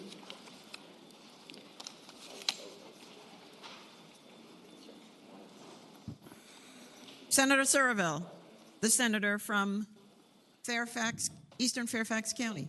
Thank you, Madam President. Ladies and gentlemen of the Senate, I move to adopt the committee conference report and speaking to that motion. The senator has the floor. Thank you, Madam President. Ladies and gentlemen of the Senate, this bill was the one that basically tries to get our courts to comply with the Padilla case on a regular basis. The Padilla case is the case that says that if you're not advised of the immigration consequences of during a criminal prosecution, that you can actually undo your conviction. We had some concerns about the wording. We tweaked the wording. I think we got it pretty cleaned up, and this thing's now ready to go. And I'm happy to take any questions about the specific words if anybody has any, but it basically just requires a criminal defendant to be advised as the first time they're in a courtroom that there could be immigration consequences to anything they do in court. The question is, shall the conference committee report be adopted? Those in favor will record their votes aye. Those opposed, no. Are the senators ready to vote? Have all the senators voted? Does any senator desire to change their vote? The clerk will close the roll. Ayes 21, noes 19. Ayes 21, noes 19. The report is adopted.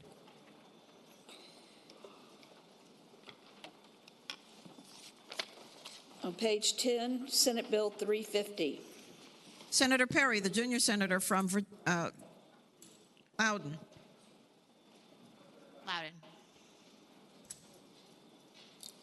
Madam President, I move that the conference committee report be adopted. And speaking to that motion. The senator has the floor.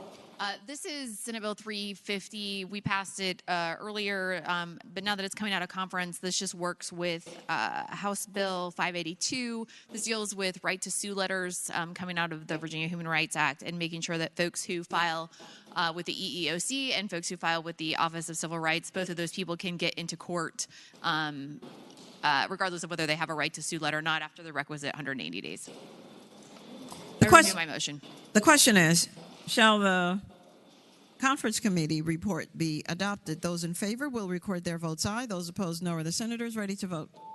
Have all the senators voted? Does any senator desire to change their vote? The clerk will close the roll. Ayes 40, noes 0. Ayes 40, no 0. The report is adopted.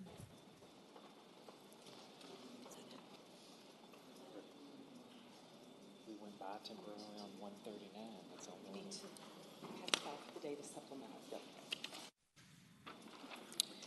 Supplemental calendar number 1. This is a blue document on your desk that's headed for recycling. Madam President.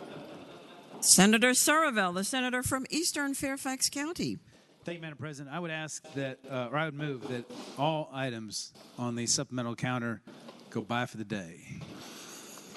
Without objection, supplemental calendar number 1. All items will go by for the day. The senator from Charlottesville. That's all we have left is his. That will be a recorded vote. No? We don't need a recorded vote. So all we have left is on page 3, House Bill 139. All we have left is the one we went by temporarily, 139. Are we ready for that? I mean, it needs to go by for the day. Who's got to go by for the day? Are we ready for that?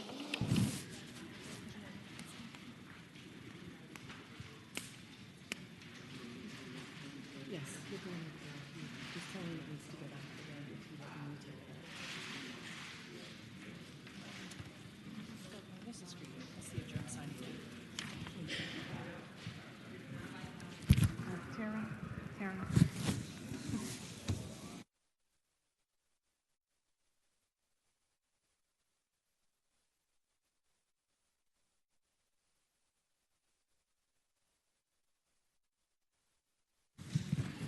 Senator Deeds, the senator from Charlottesville. Madam President, I move that the conference report on House Bill 139 go by for the day. Without objection, the conference committee report on House Bill 139 goes by for the day.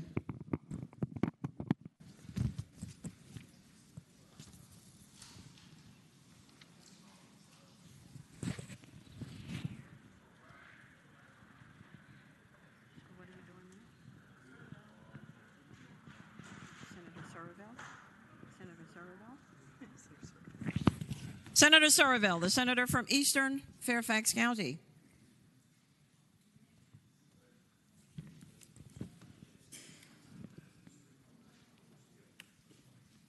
Inquiry of the clerk. Does that complete our last calendar of the session? Yes, sir. Thank you, Madam Clerk.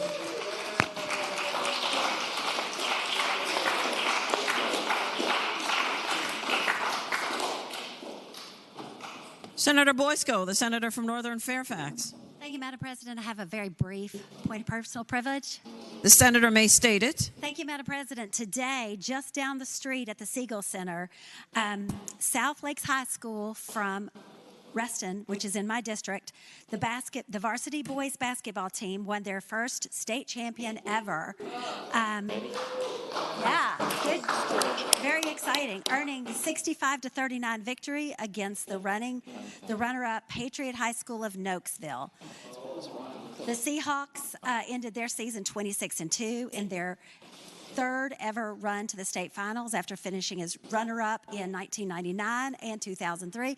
And I wanted to wish them a great congratulations on their victory, and so proud of them. Thank you. Senator Head, the senator from Botetourt. Thank you, Madam President. I rise for a very brief point of personal privilege. I was awaiting the stoppage of the rustling. The senator has the floor. Thank you, Madam President. And I also wanted to just take a moment to congratulate. I won't give you the details because I don't have them up in front of me anymore. But last night, Roanoke County's own Northside High School won their second in a row back-to-back state championship game in boys basketball. And I'm a University of Georgia grad, so I know how hard and how wonderful it is to have back-to-back national championships, and back-to-back state championships are just as important. And I want to congratulate the folks from Northside High School because they had a great game last night. So thank you.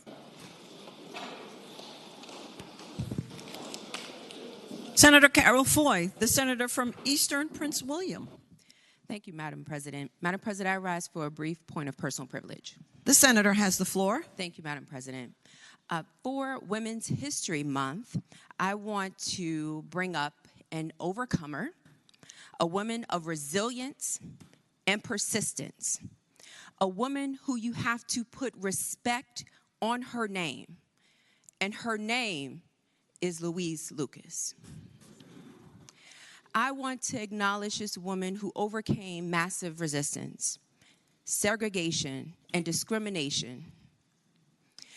The first female ship fitter at the Norfolk Naval Shipyard, the first African-American woman to be Virginia Senate President Pro Tem, the first African-American woman to chair the most powerful committee here in the Senate of Finance and Appropriations, although a prior senator, who will remain nameless, told her to her face that he will do everything in his power to ensure that she not only never sat on appropriations, but she would never see this day.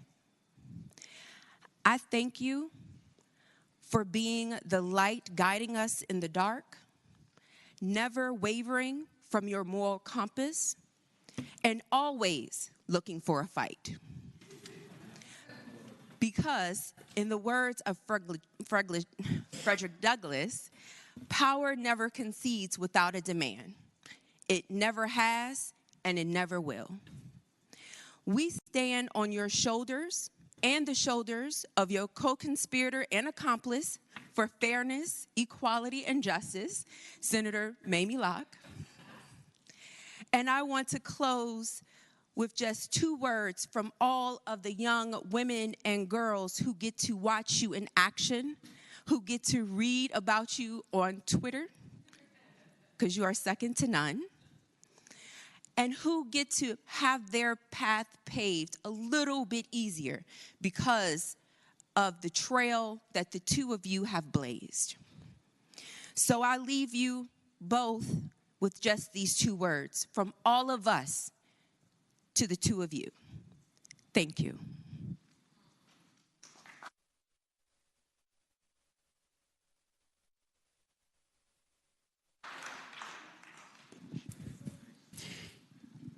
Senator Suderline, the senator from Roanoke.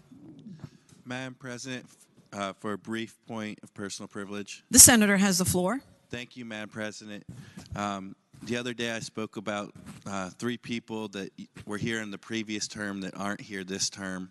And I got back to my office, and as soon as I got back there, I found out that Kathy Gause, who worked with me for 8 years with Senator Smith and also was especially close with Senator Smith, had passed away. And so if you would all just think and pray for Senator Smith and the Gause family, I know that'd be appreciated. Thank you, Madam President. I thank the senator. Senator Salim, the senator from Central Fairfax County. Thank you, Madam President. Madam President, I rise for a brief point of personal privilege. The senator may continue. Thank you, Madam President. As many of you know, Ramadan is the 9th month of the Islamic lunar calendar and holds a great significance for Muslims around the world.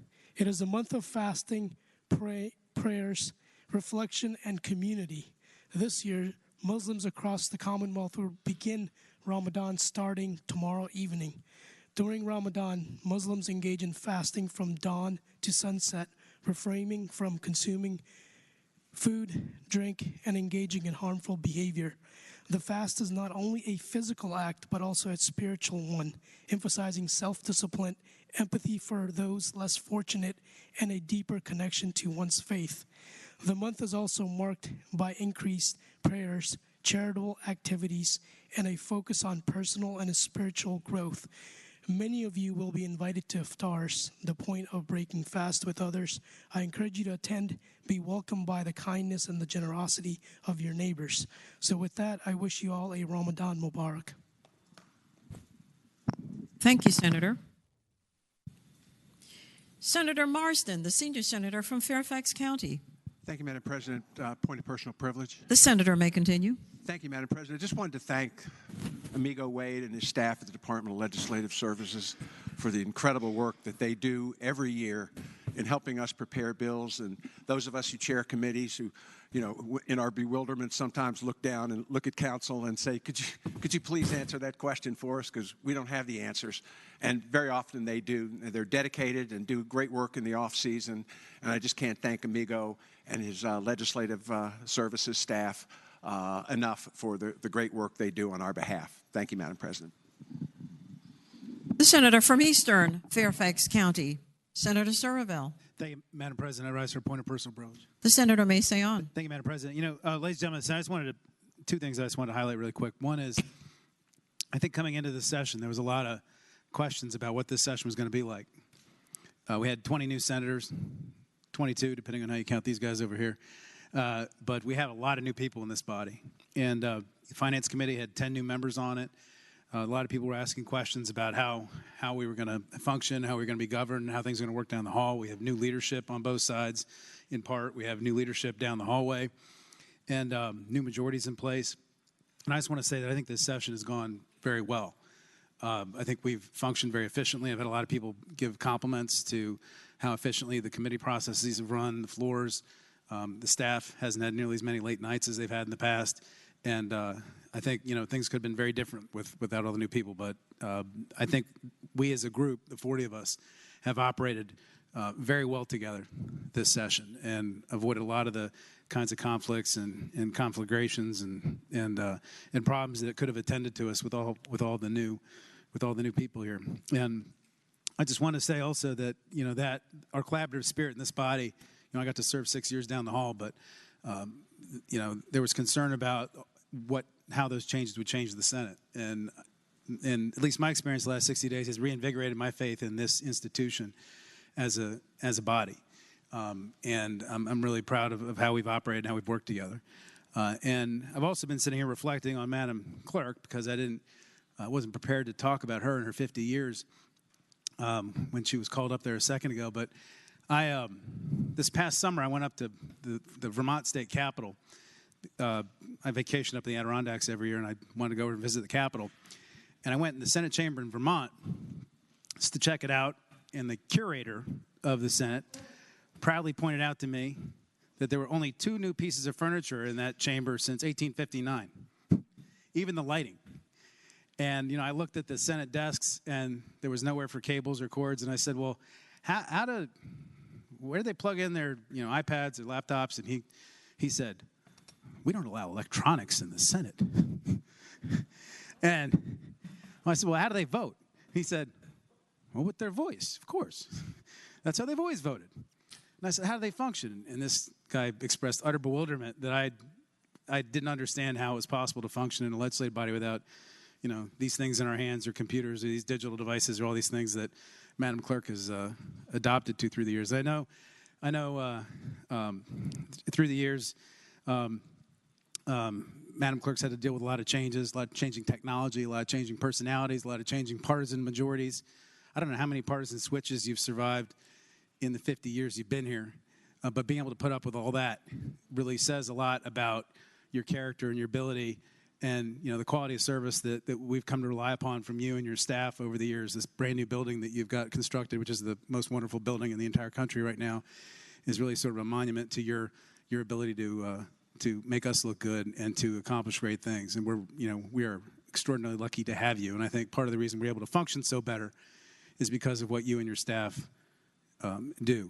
And I just wanted to say that before we adjourned today. I didn't have a chance hadn't got it all straight in my head when you were called up there earlier. But anyway, I'm really proud of us as a body, and I look forward to being back here. Hopefully only one more day this year, but who knows? Anyway, it's been a great session, and hope everybody has a safe ride home.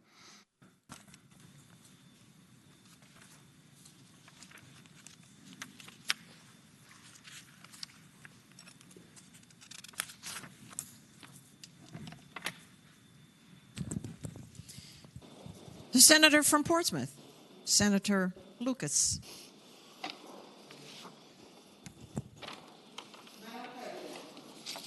Your mic, Senator. Madam President, I move that the Senate do now adjourn. Sine die. As many as are in favor of the motion to adjourn, sine die, will say aye. Those opposed, no. I don't want to have a recorded vote, so the ayes have it. The motion is agreed to. The Senate is adjourned. Sine die.